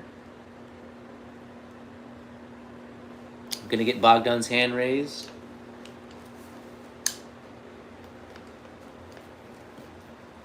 That'll be another finish in the morning. We haven't had a fight go to decision yet. Am I jinxing it for the next one? We will see. For anybody jumping in, we're just watching the UFC event that is taking place in Serbia. It is the first UFC event that is taking place in Serbia. They are getting 7 home nation fighters on the card. We got 3 of them so far. Last couple fights have been fighters from other countries. We've had a couple Americans on the card. We've had a Polish. We've had a Brazilian.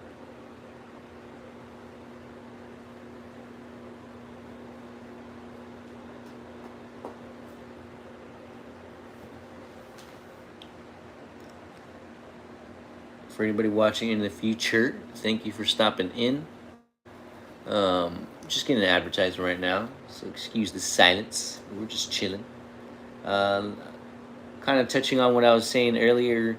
I know the format may be a little boring, but just bear with me for these next for this next month. I am in a transitional period. We'll be moving soon, so I don't want to like get a setup going or anything like that. If I need to take it down in these next couple weeks,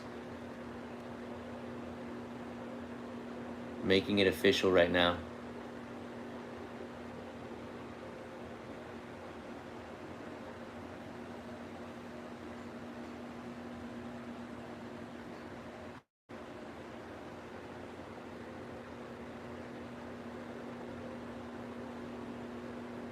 Now we're gonna get a post-match interview with Michael Bisping.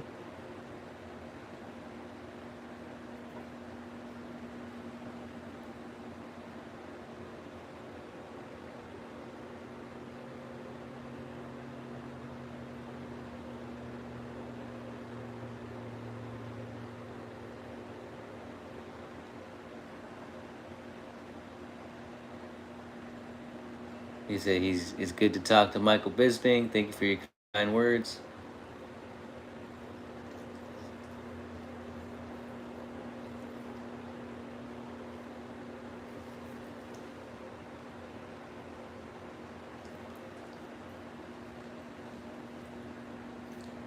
I love honesty.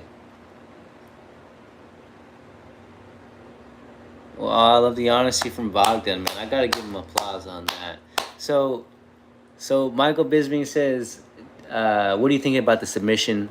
Did you feel a tap?" And Bogdan says, "I didn't feel a tap, but I trusted the official. The official stopped me. So I mean, it is what it is, right? It's not on Bogdan. If the ref calls you off, the ref calls you off. You know. So much respect to Bogdan. Much respect to Dennis." Of course, Dennis is going to be upset about that. If I was in Dennis's shoes, I would be upset about it.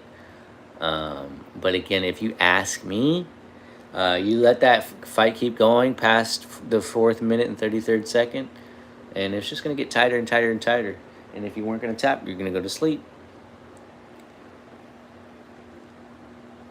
All right, so with that fight finished up, we're going to be getting a bantamweight division fight. And I'm going to try these names out. It looks like we're going to get Borislav Nikolic. Borislav Nikolic taking on Mark Vologdin.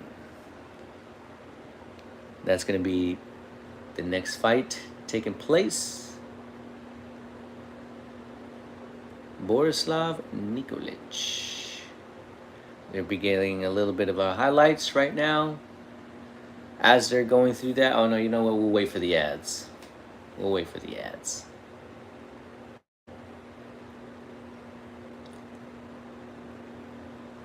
Oh, it says there was a late withdrawal from another fighter, and that opened the door for Borislav Nikolic.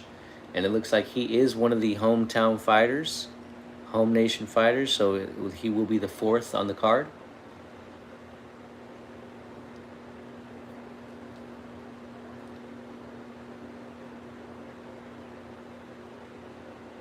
Now they're showing some highlights of Mark Vologdin.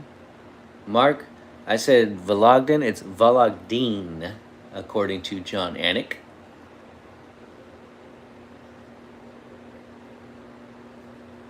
Doesn't have a nickname, but Borislav's nickname is Zombie. Now we're getting a Mark Volodin walk-in.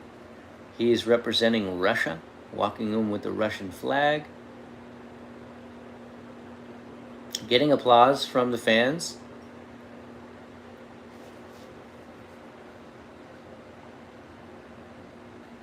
Shortest bantamweight on the UFC roster. He's actually my height. Holy shit. So we'll be looking at this tail of the tape here since they're bringing up height. Mark Volodin, 26 years old. Very much the younger fighter in this fight because Borislav is 33. Mark Volodin, 5'2", taking on somebody that is 5'8". Much respect, much respect. When I was competing in wrestling, it's pretty much the same thing. You stack down the guys against like that. So to be the shortest on the UFC roster, though, and at least the bantamweight roster, the men's roster, might have a woman that's around that same height or 1 inch or 2 inches shorter.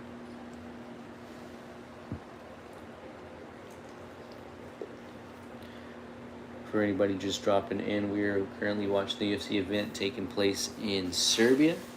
It is the first event that Serbia's got. They got 7 home nation fighters on the card. Mark Volodin with 6 first-round finishes, finished 10 of 12, 6 knockouts, 4 submissions, and got his contract late last year.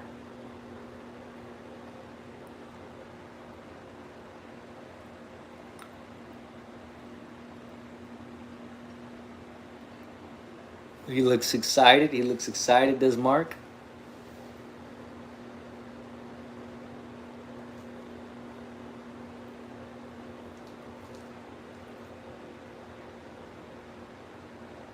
Says he's trained with Kamzat. He's trained with Peter Yan, some other great Russians.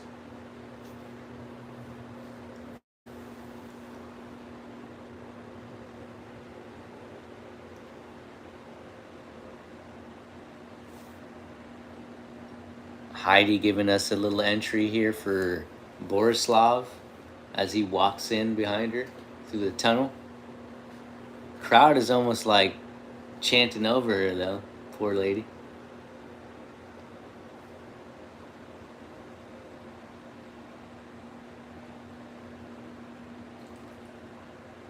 There he is walking in behind her.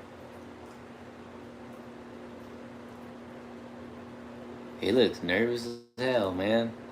But he's coming in, lifting that flag. Maybe it's just a stone face.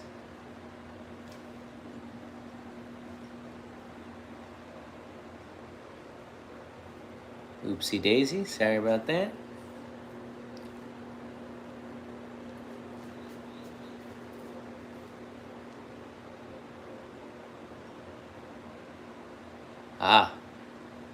They say he's been smiling and laughing all week, but now he looks serious. I mean, yeah, the guy has his game face on.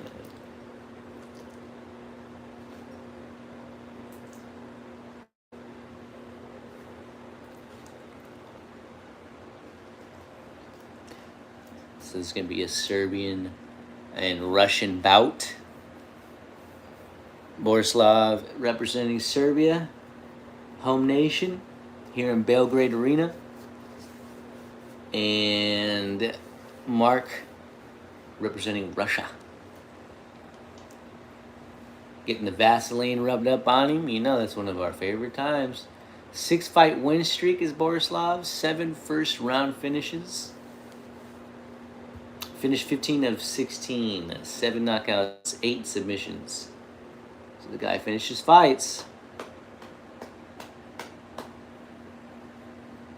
For anybody dropping in, good morning, good afternoon, good evening, wherever you're dropping in from.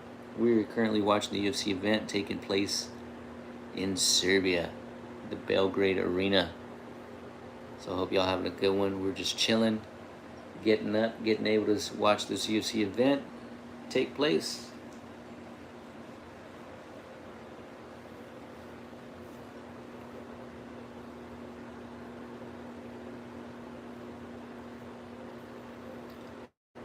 UFC bantamweight debut for Mark Valagdin.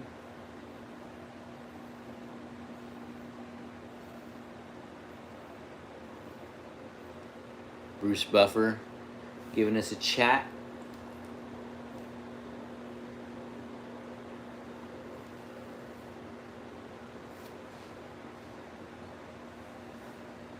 Getting Mark Valagdin called out first. The underdog. 7 years younger than Borislav. Prelims. I ain't gonna even attempt that city's name again. Now he's getting over to Borislav Nikolic. Getting a standing ovation from the crowd. Fighting out of Belgrade.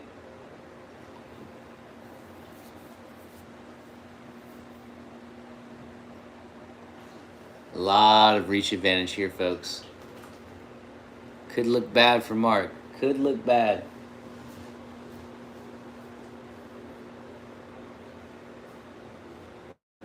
But he's the shorter fighter. I know Borislav is the home guy, but I gotta go for my boy Mark.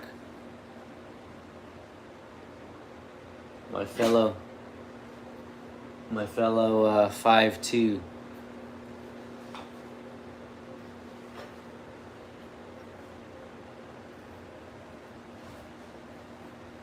Lights get turned off, spotlight on, Borislav rushing right in.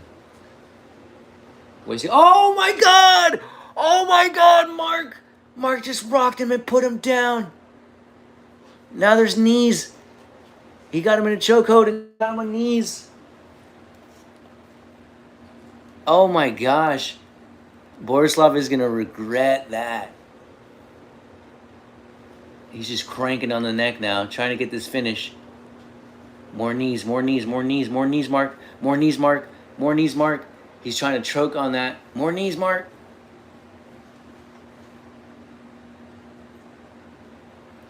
Left hook put him down. Borislav was forcing the issue way too much. He like rushed him. And now Mark is just hanging on his neck. Got this front headlock position. Trying to get his chest in, trying to get an angle. Let him go and starts unleashing a little bit. Borislav's smiling and getting the fans back into it. Oh boy, folks. It almost looks like Borislav is giving him no respect after that. He just comes in and again with hands down. Comes in with a fast combination. It's very reckless from Borislav in front of his home nation. But he's still in this. Fight's not over. Leg kick from Mark. We're in the center of the octagon here. Oh, nice leg kick from Borislav as Mark was trying to go for a kick himself, and it puts him down. And now Borislav is here on top, on guard. Trying to get some shoulder bashing to separate a little bit. He's trying to get his hands out. I'm sure he wants to get some ground and pound going. Mark is trying to hang on tight.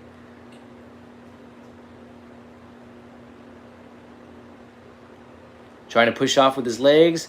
Nice spin out, and then we're back to our feet. Back to our feet now. Center of the octagon.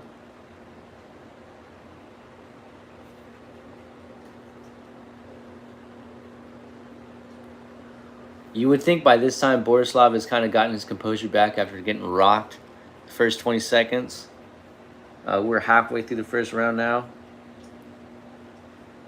Still center of the octagon.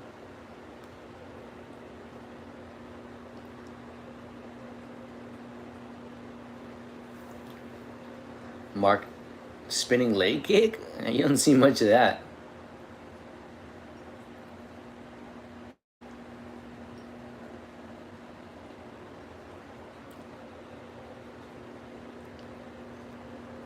Both kind of trading leg kicks here. Last 10-15 seconds. Mark now more so pushing the issue. It looks like Borislav's leg kicks have a little bit more effect. Oh, nice spinning back kick from Mark. He tries to do another one.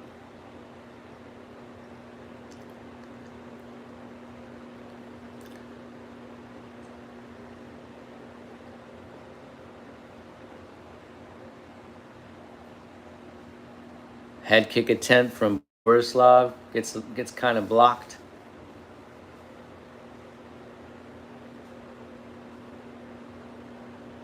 Nice right down the middle from Borislav.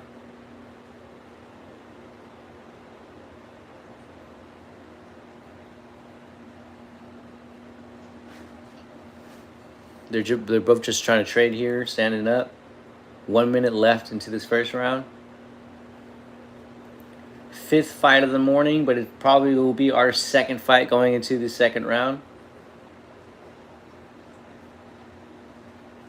Leg kick to try to force the issue from Borislav. Borislav now pushing the issue. He's controlling the center. He's kind of got Mark pressed against the cage. They both connected with rights. Borislav dropped to a knee, but he's back on his feet. Both have space between each other. Borislav controlling the center here.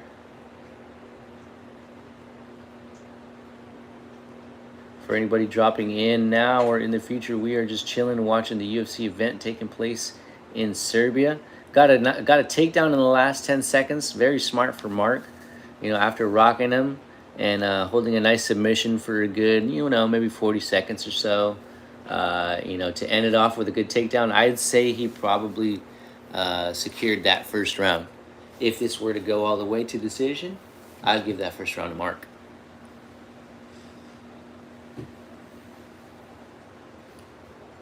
For anybody dropping in, just let me know how y'all doing. Let me know in the chat. We just chilling, watching the UFC event taking place in Serbia. We tried to start a stream at, I want to say it was 8 a.m. because that's what they said last night they're starting it at, and they pushed it back an hour for some UFC fight cancellations.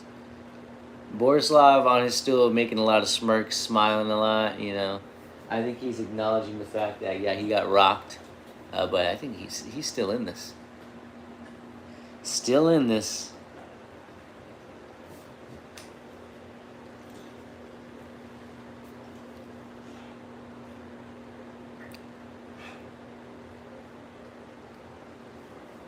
Borislav with a nice little smirk on his face to get this second round going. He comes rushing Mark again. Pressing him against the cage almost. Controlling the center. Nice 1-2 from Borislav. Coming in real hot. Has Mark against the cage. Mark trying to circle back in. Kind of giving Borislav a smile.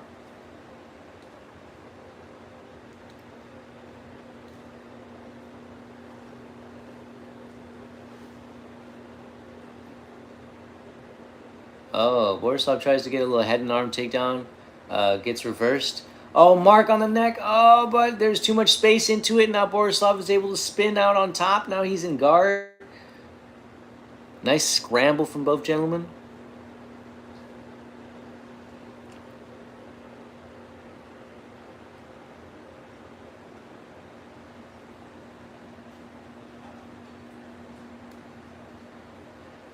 Borislav just hanging out on top here on guard.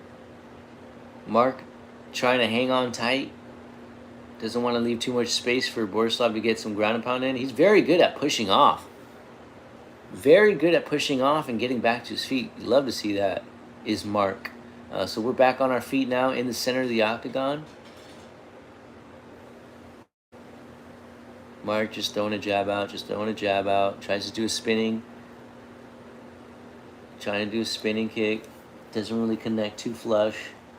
Borislav kind of pressing him.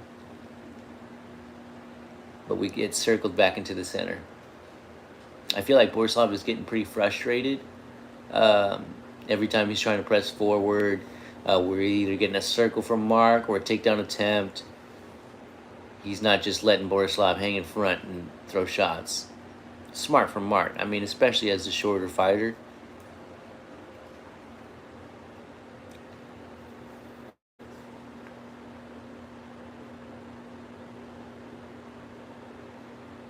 Mark doing a lot of circling here in the second round. Halfway through the second round, I'd say it would be hard to call who's winning this round. Borislav probably with more connections here. Mark doing a good job of working around the octagon. Borislav pressing really well. Has him against the cage. Nice combos. Mark trying to evade, really. That's about it. That's all we're seeing from Mark this round is evasion. So as this round is going now, and these next 20 seconds after I said that, I kind of lean more towards Borislav now.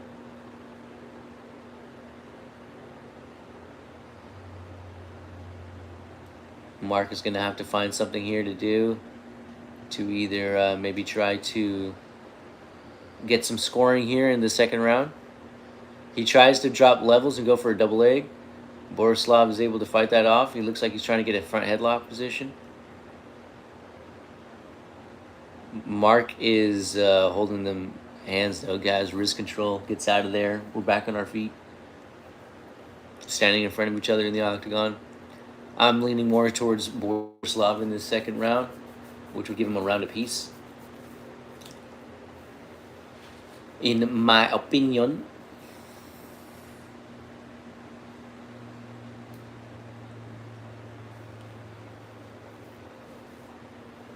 Spinning attack from Mark here. Both men scrambling to get back to their feet. Mark kind of slipped on that spinning kick. Borislav, nice connections. Mark looking a little, I wouldn't say gassed or exhausted, but just a little bit more tired than Borislav. Borislav looks a bit fresher. Nice snapping shots from Borislav. He had a quick left and then a very powerful right. Snapping right, really. Didn't like it, did Mark. But still just standing in front of him. Mark trying to answer back with a couple shots here. 30 seconds left into this second round. And now Mark has Borislav a little bit pressed against the cage. But Borislav looking good with his head movement.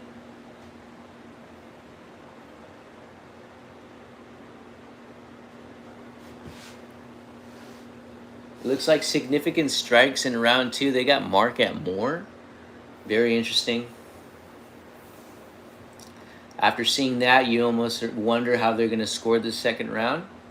But in my opinion, still, with this horn ringing, I do think it's Borislav taking that second round. So we're going into the third round. I think a round apiece. Any man's fight. Mark needs to dial it back, get some conditioning back, find his second wind if he wants to get this fight finished. Because I do think if this goes to distance, that Borislav is going to have just a little bit more in the tank to get this to the finish line. Whereas Mark, it looks like he's more so surviving those last few minutes, trying to evade Borislav.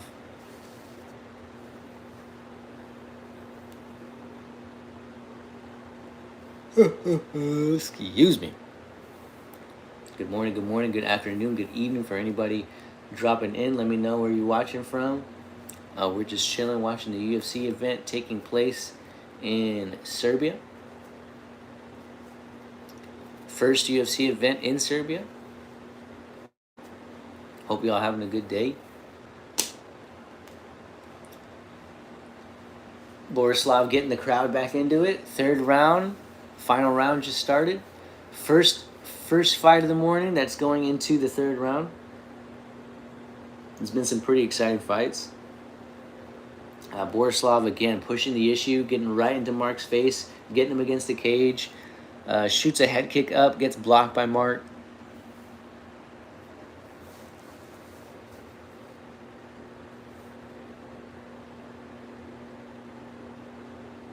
Straight shots from Borislav.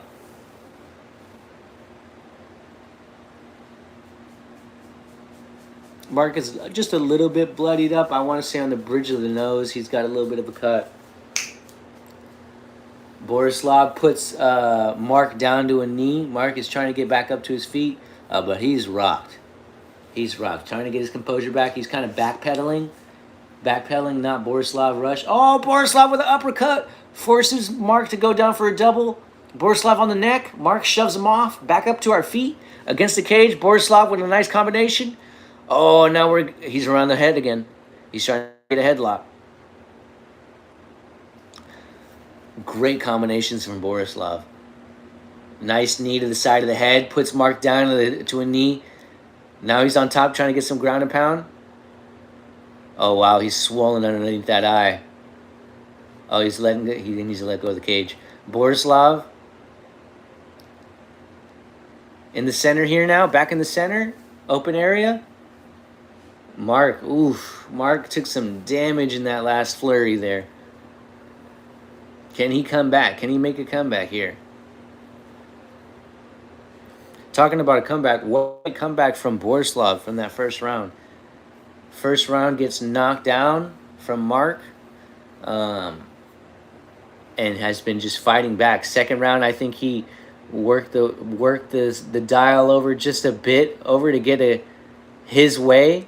And then now third round it's been exciting, man. Mark just got a very beautiful takedown, but Borislav wasted no time in reverse and now is on top. Was that half guard? Is trying to work full guard.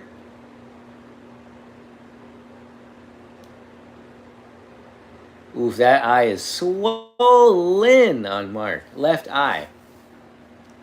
Doesn't even look like he can open it at the moment. He is grimacing, though. But he's grimacing, and that right eye is the only thing open.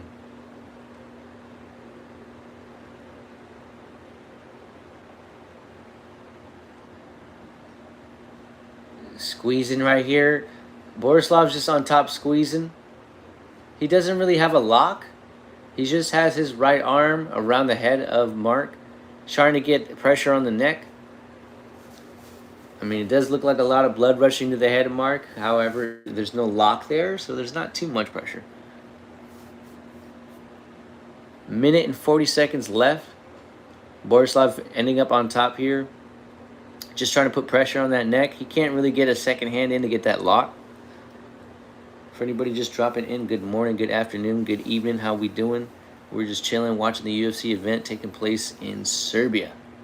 Belgrade Arena, first UFC event in Serbia.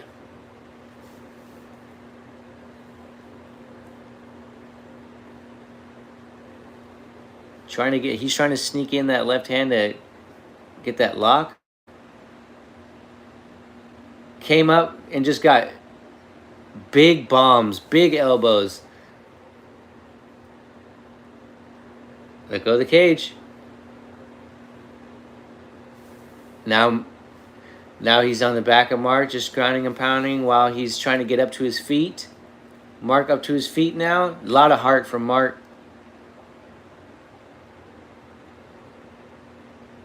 Still throwing punches back. But you would expect a finish coming up here. Oh, 30 seconds left, and Mark goes for a takedown. Borislav able to scramble out of it.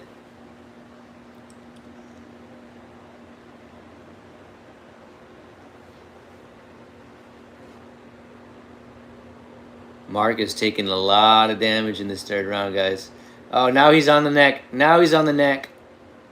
10 seconds left. Don't tap here, Mark. Don't tap here, man. You have a heart of a warrior. 5 seconds. 2 seconds.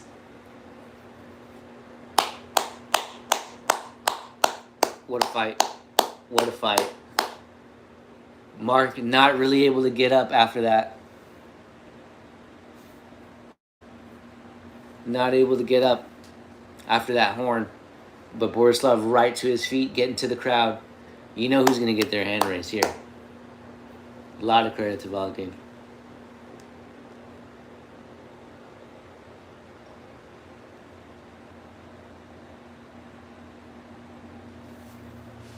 "15-minute war." And I do believe the Serbian is coming out on top. So that's pretty good for the fans. Pretty good for the fans. And that's going to leave us at 2 more fights in this prelim.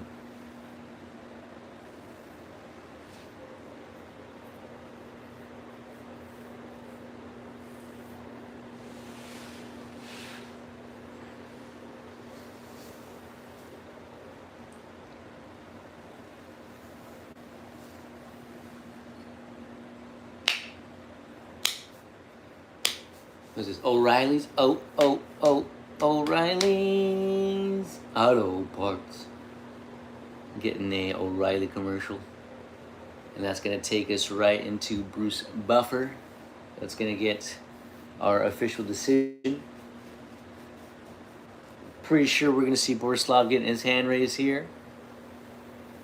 That was a 3-round war for sure. Showing the arena now, pretty filled up. We're getting close to that main card. 2 more fights on the prelims.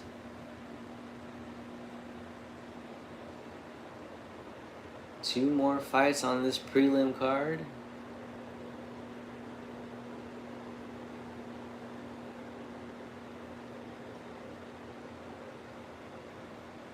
Mark is nodding his head no. He's probably not happy with himself. 29-27.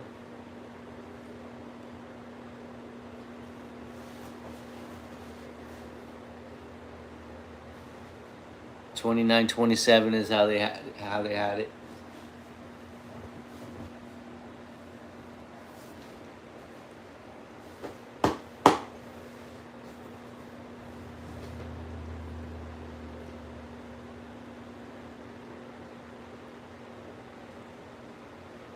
He's saying after that first shot, I was in dreamland.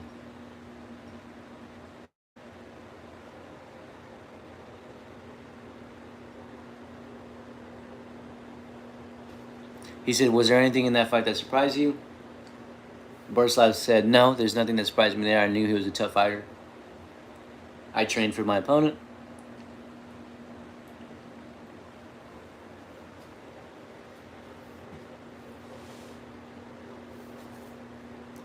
He's asking how does it feel to get your hand raised at home?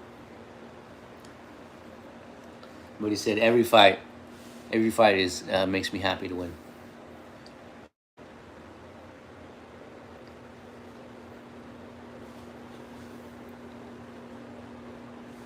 He just made a call out. I think he said Brad Katona.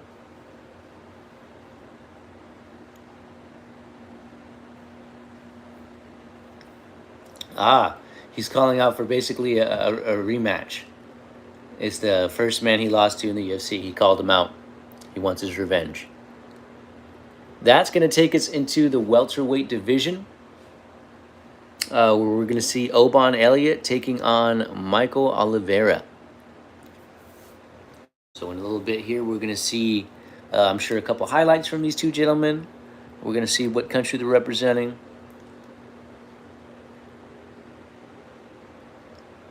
So just stay tuned here for these two gentlemen to take the octagon. We just finished a post-match interview for Borislav Nikolic, who just got a decision win. First decision of the morning.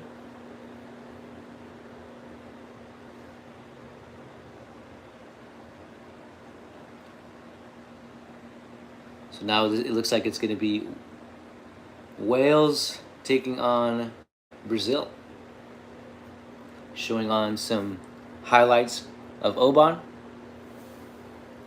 Looks like he has some pretty good stand-up. A couple TKO victories. Basically, all these highlights are showing are all stand-up. He likes to stand and bang. Michael Oliveira now getting some screen time here with his highlights. Looks like a lot of stand-up as well. So maybe we won't be expecting any takedowns in this welterweight bout. I feel like I'm about to sneeze. And indeed I did. Michael PQD Oliveira. What do you think that stands for? Michael Oliveira coming out first.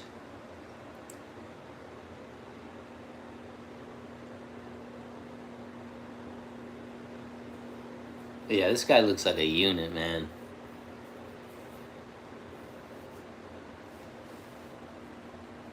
Oh, he's a military man from Brazil.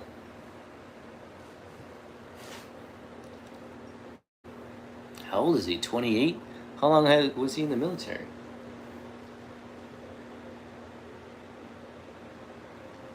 They're talking about his striking right now, saying it's phenomenal.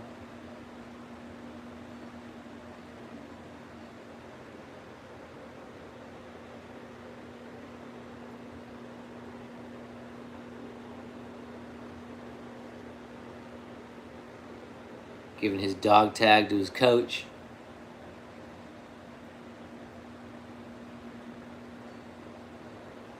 Hugs all around.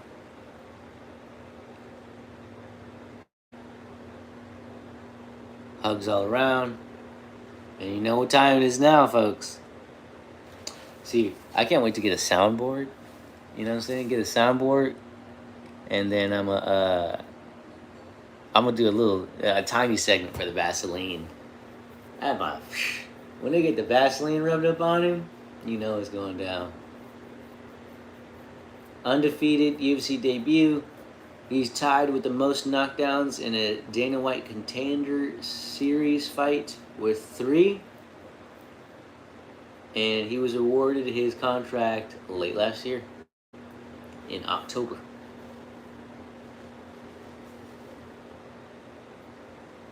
Now he makes his way into the octagon.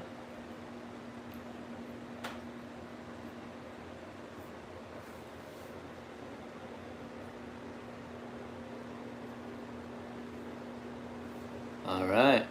Now we're going to get Oban Elliott making his way. Oban Elliott making his way. Oh, he's coming out to Welcome to the Jungle. He's coming out to Welcome to the Jungle. Guns N' Roses.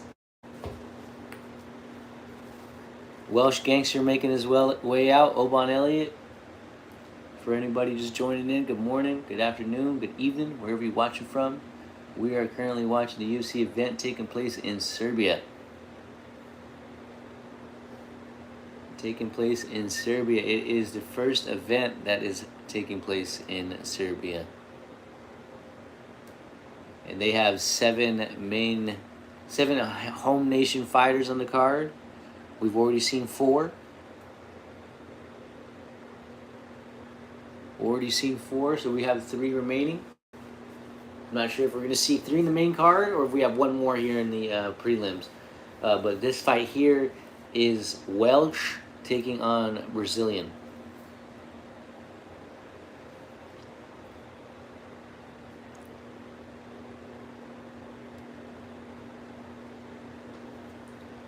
You know what time it is for Oban.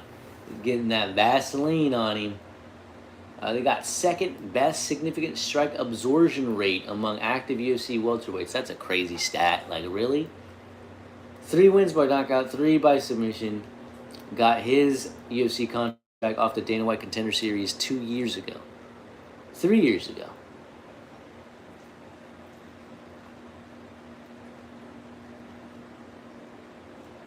He makes his way into the octagon. Get a fist bump to his opponent. Fist bump to Bruce, fist bump to the ref. A lot of respect and sportsmanship. You know I'm all about that.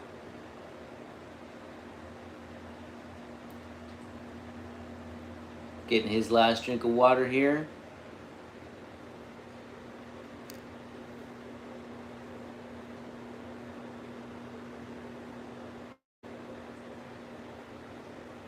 They have Oban Elliott as the underdog. I'm sure it's only because Michael Oliveira is undefeated. Both the same age, 1 inch height difference, and a good chunk of reach advantage for Michael Oliveira.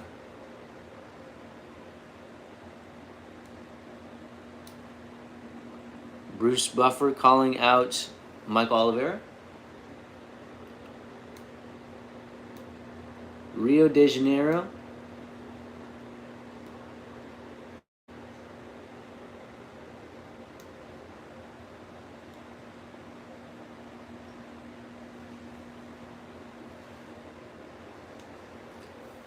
Just gave a fist bump to Bruce Buffer. Now we're getting Oban Elliott called out. Again, have him down as the UFC underdog. Dude, Michael looks freaking ripped.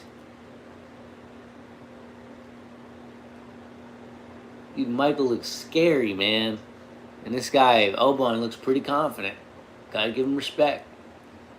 You see a freaking beast like Michael Oliveira standing in front of you, and still have confidence like that? You know, he has confidence in his abilities.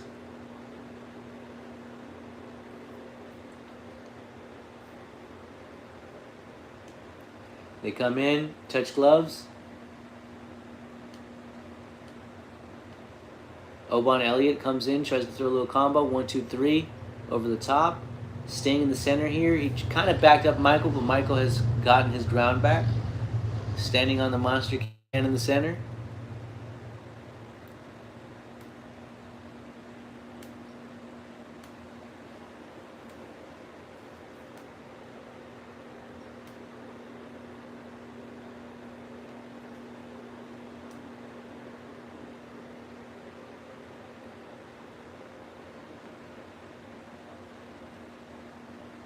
Michael Oliveira kind of controlling the center here. Keeping Oban Elliott moving back, circling around. Oban Elliott kind of has a right over the top. Michael kind of had to answer there.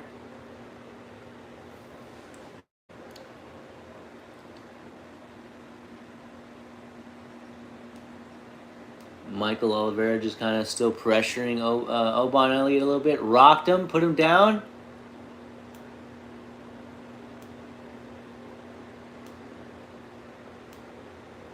Left hand put Elliott down. He kind of went for some ground and pound. Didn't get any clean flush shots in. Elliott was able to work to his feet. Oban Elliott just goes in for a single leg. But Michael just kind of shrugs it off. 3.5 minutes left here. Doesn't look good for Oban Elliott. It was a body kick attempt. It was a body kick attempt from Oban.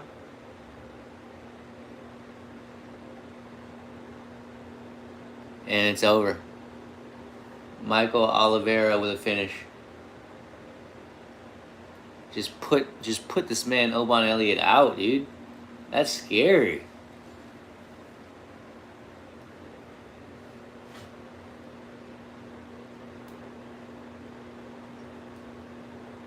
Holy moly.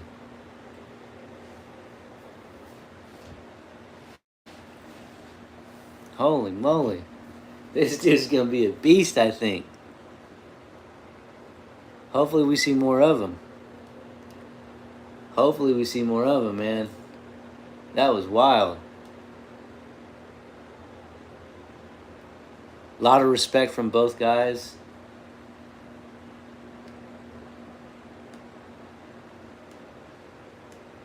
So when Elliott went for that inside kick, Michael just goes in for a straight jab down the middle, puts him down. Then they're showing the other one that put him down, the right hand. And just a lot of ground and pound, a lot of flurry of ground and pound.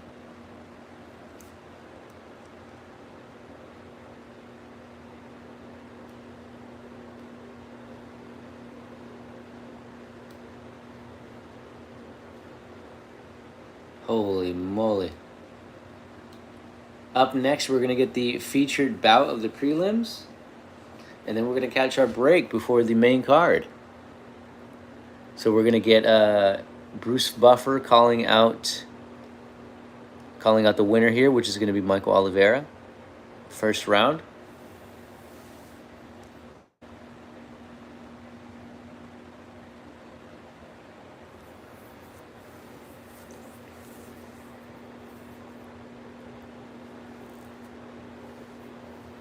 All right.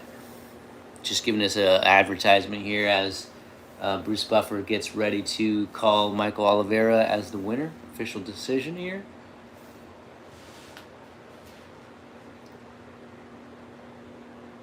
Oban looks pretty disappointed with himself, but at the same time, he looks like he kind of knew what the outcome was going to be.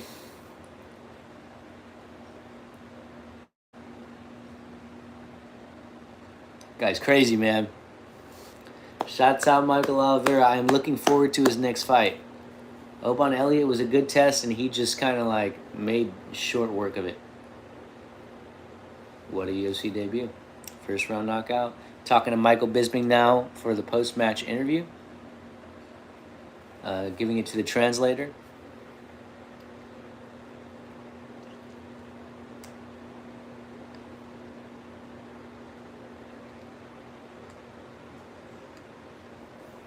Now Michael Oliveira is getting the chance to respond to Michael Bisping. Translator says that he wanted to show Dana White that he belongs here.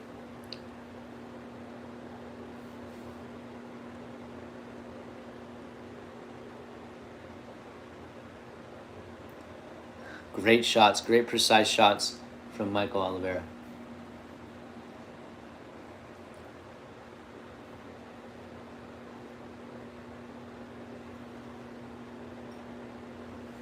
Michael Bisping.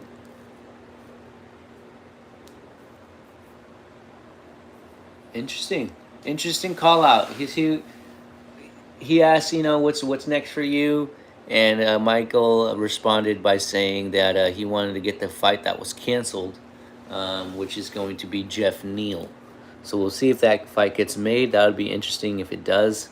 But honestly, I don't think Jeff Neal is the right opponent for him. I think he needs somebody that'll test him a little better than Jeff Neal. I could be wrong. But I do think he makes short work of Jeff Neal. Maybe not as short as what we just saw here, but I don't think that Jeff Neal can stand with this guy. So we just finished up with Michael Oliveira getting his hand raised. Very impressive.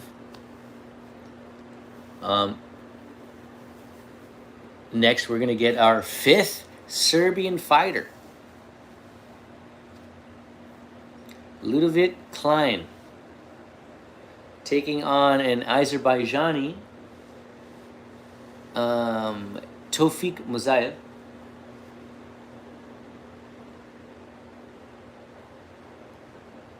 So this will be an interesting fight here. This is going to be the featured prelim card fight. Once this fight wraps up, guys, I'm probably going to take a break to get my dog fed, get her outside, get myself washed up before that main card starts up, and then we'll be right back with the main card.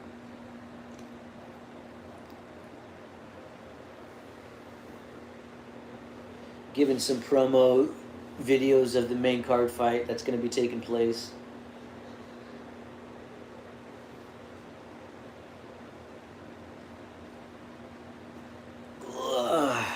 Nice little stretch, you know what I'm saying? Still waking up. Good morning to everybody just dropping in. Good afternoon, good evening, wherever you're watching from. Let me know how you doing. We're just chilling watching the UFC event that's taking place in Serbia. First UFC event to take place in Serbia. And they got 7 home nation fighters on the card. We have already watched 4 of them.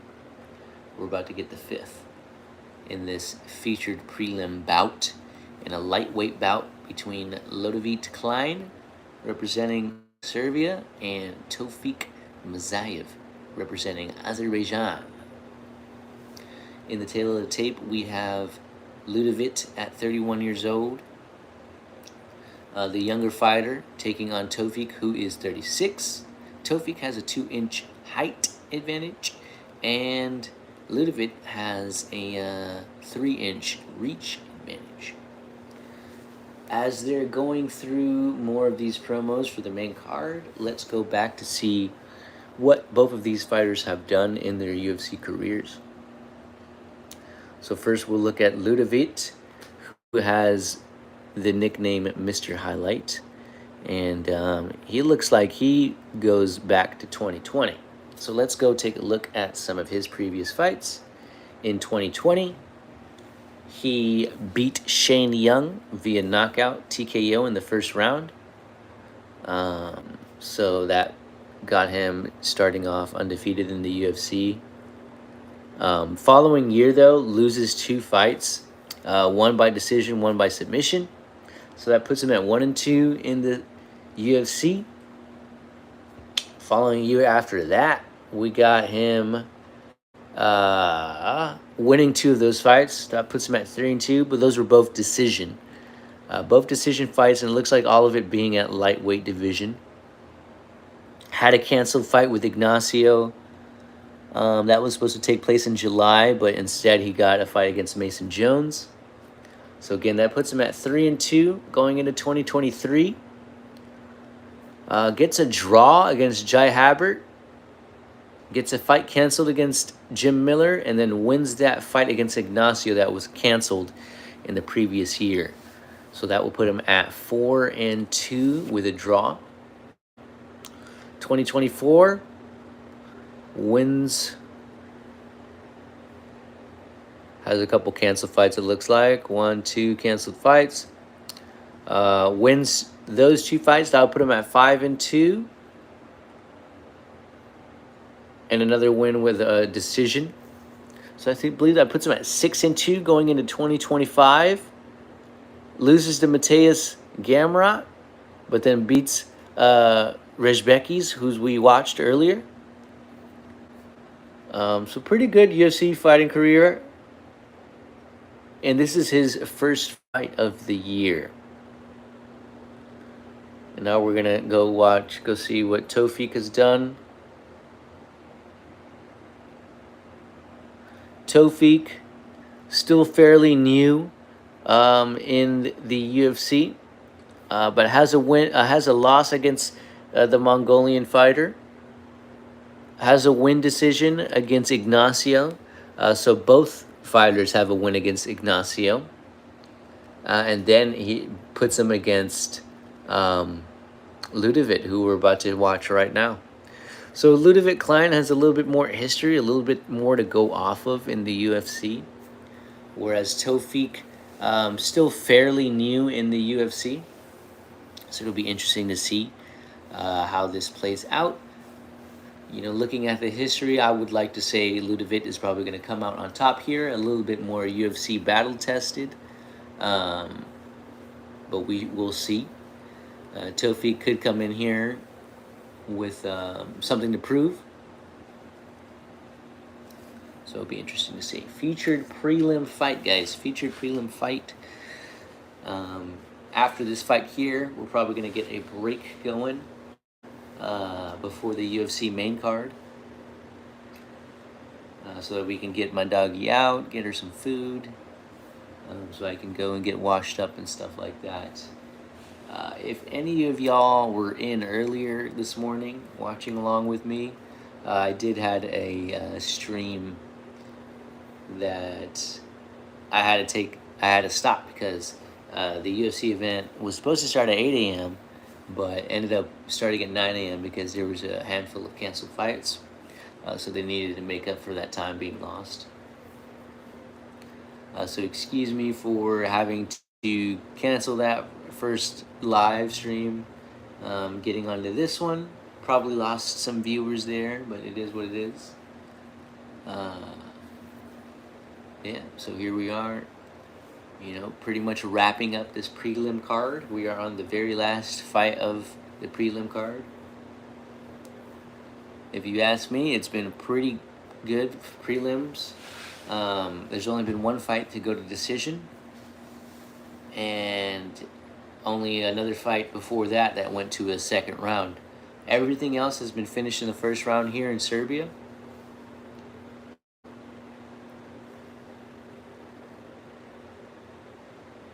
Ay, ay, ay.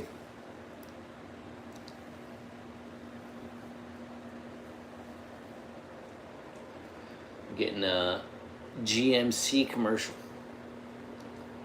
Shout out GMC.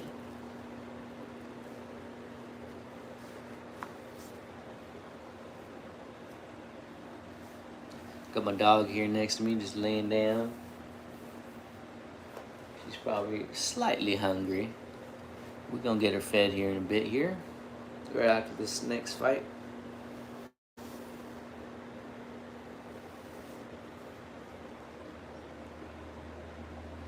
For anybody dropping in now or dropping in the future, good morning, good afternoon, good evening. How y'all doing? Let me know in the chat. Let me know in the comments. We're just chilling, watching the UFC event that is taking place in Serbia. This is the first event to take place in Serbia at the Belgrade Arena.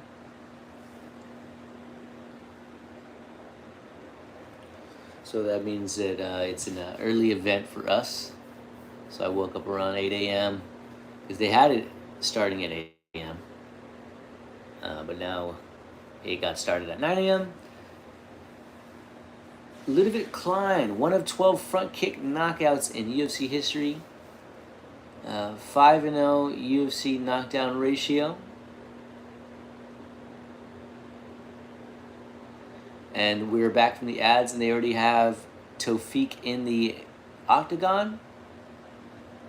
14 first round finishes for him. Brazilian Jiu-Jitsu black belt. And now Klein enters the octagon playing Highway to Hell. Both of them already Vaselined up. They got Tofik as the underdog. Interesting.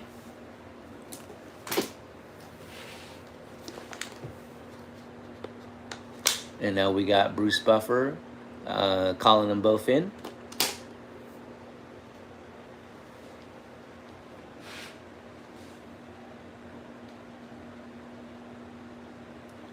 Getting Tofik called out first. Fighting out of Baku, Azerbaijan. Got him down as the underdog.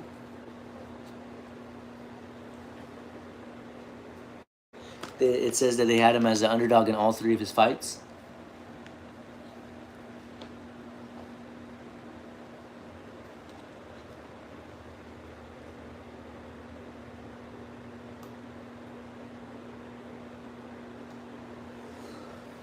Oh, I was thinking that this guy is Serbian. They got very similar flags. He's fighting out of Slovakia. Nove Zamki, Slovakia. They got him down as the favorite.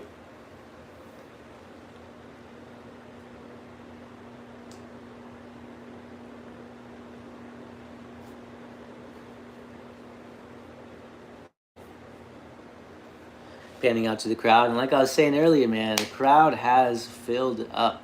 It's good to see that. It's good to see that the fans in Serbia are taking advantage of having an event there. It's their first live event. And in that during the prelims, the arena has filled up. It's good to see.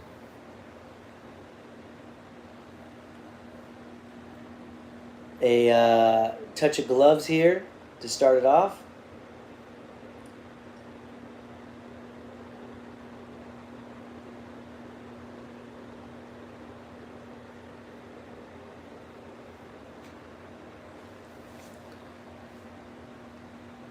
Let's see how they follow up this prelim card with a lot of first-round finishes. One decision. Some of the commentators are saying how they believe that this would have been the fight of the night. So we are expecting a good fight here. Quick snapping right hand from Tofik. We're in the center here. Nobody really is pressing anybody here. Still maybe feeling each other out. Leg kick attempt from Mozaev. Klein with a leg kick. Right hand from Tofik. Both kind of just bouncing in front of each other. Still working the center here. Leg kick from Tofik.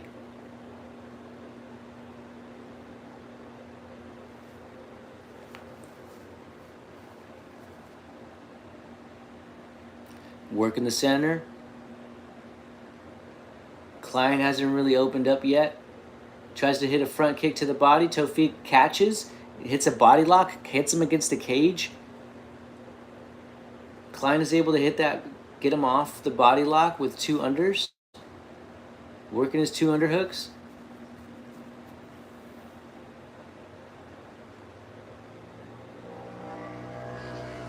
Underhook from Klein here, but still he's got his back against the cage. Now we worked off the cage, we're back in the center.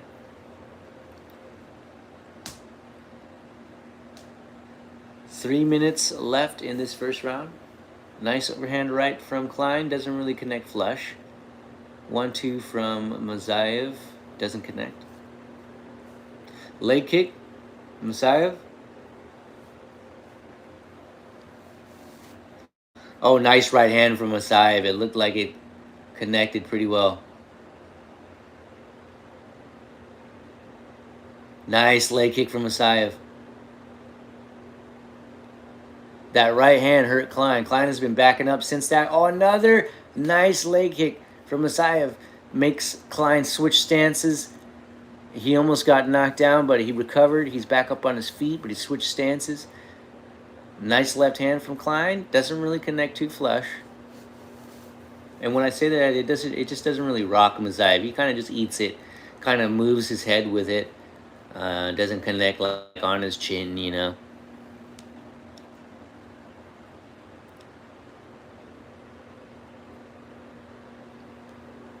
Mazayev pressing a little bit more than he was in the first 2 minutes, but looks pretty calm still, standing in front of Klein. Has Klein almost pressed against his cage here. Very nice leg kicks from Mazayev. If he keeps working that leg, and it's the front leg of Klein, it's going to bring that power off of his shots. 1-2 from Mazayev. A little trade-off from both men. We're in the center here. Leg kick from Mazayev. He is not liking them leg kicks, is Klein.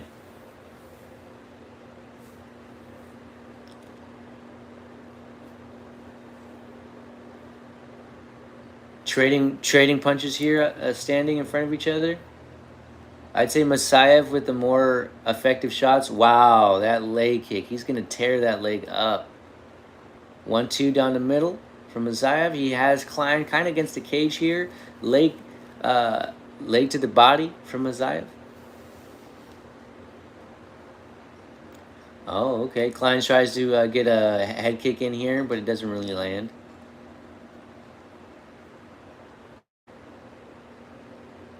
And they're saying that they think Klein looks a little off tonight, but I don't think that's the case. It's already 4 minutes in.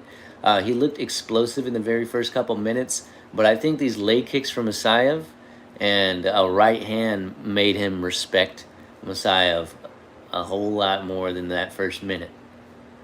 Really, that right hand woke his game up, but these leg kicks have been tearing him down little by little. And as the fight goes on, I think he knows himself that you can't fight on a leg hurting like that for too long. See, even when he's throwing these head kicks, he looks like he's hurting that leg when he walks. Mazayev needs to keep working those leg kicks. I'm sure that's what his coaches are going to be mentioning.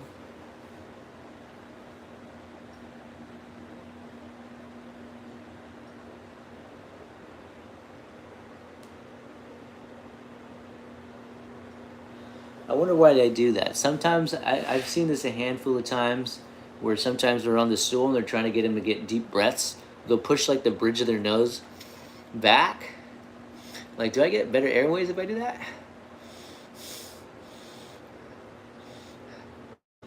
I mean, I wouldn't notice it if I did.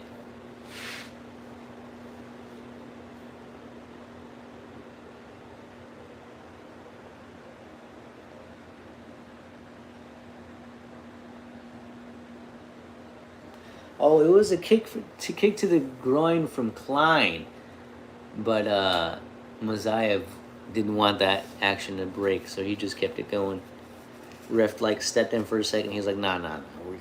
Almost like an Alex Pereira, Jamal Hill type of thing.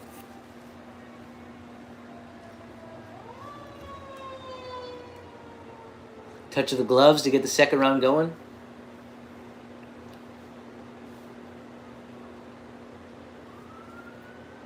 Trade off here in the center.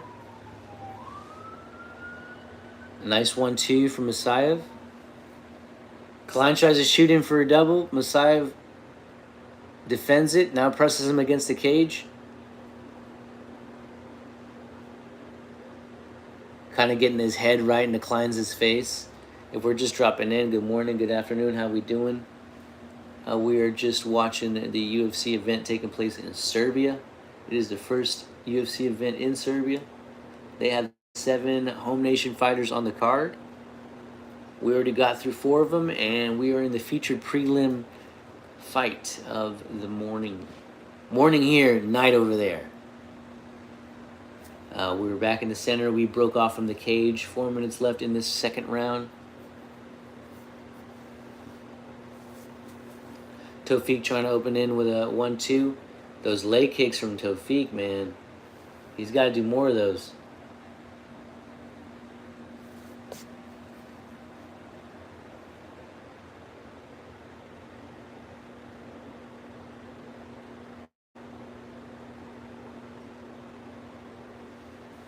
Klein kind of pressing Messiah back a little bit.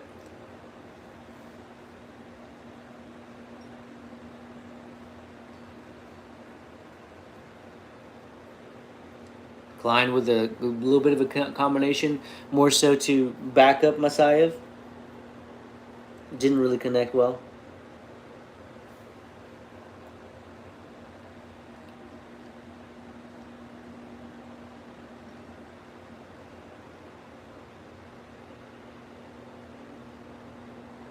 They're mentioning how it's crazy how they had him as the underdog or the betting underdog, Tofik. And I guess they're saying how on the live betting that it's switched. Now they have Klein going as the underdog.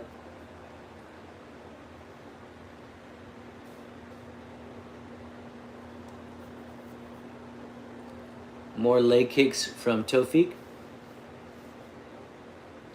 Klein tried to get a head kick in. It looks like it landed, but it didn't land it too hard. Tofik kind of like shrugged it off.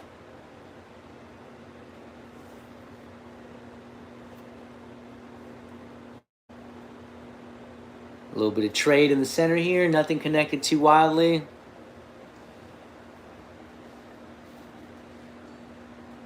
Klein is backing Messiah up this round.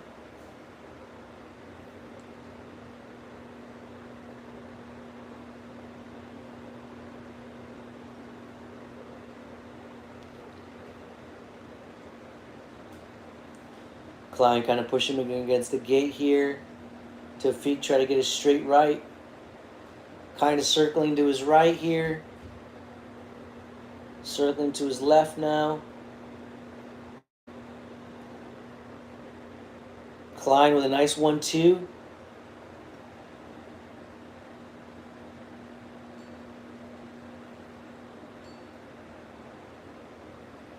Body shot from Klein. We're in the center here. Klein connecting pretty big this round.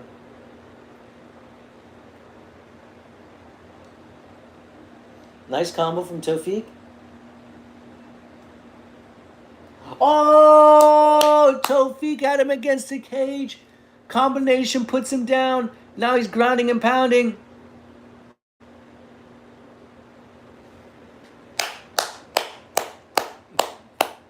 That's going to wrap it us for us, guys. That's going to wrap it us for us. Tofik with the TKO finish. I mean, he's coming off wobbly legs, man.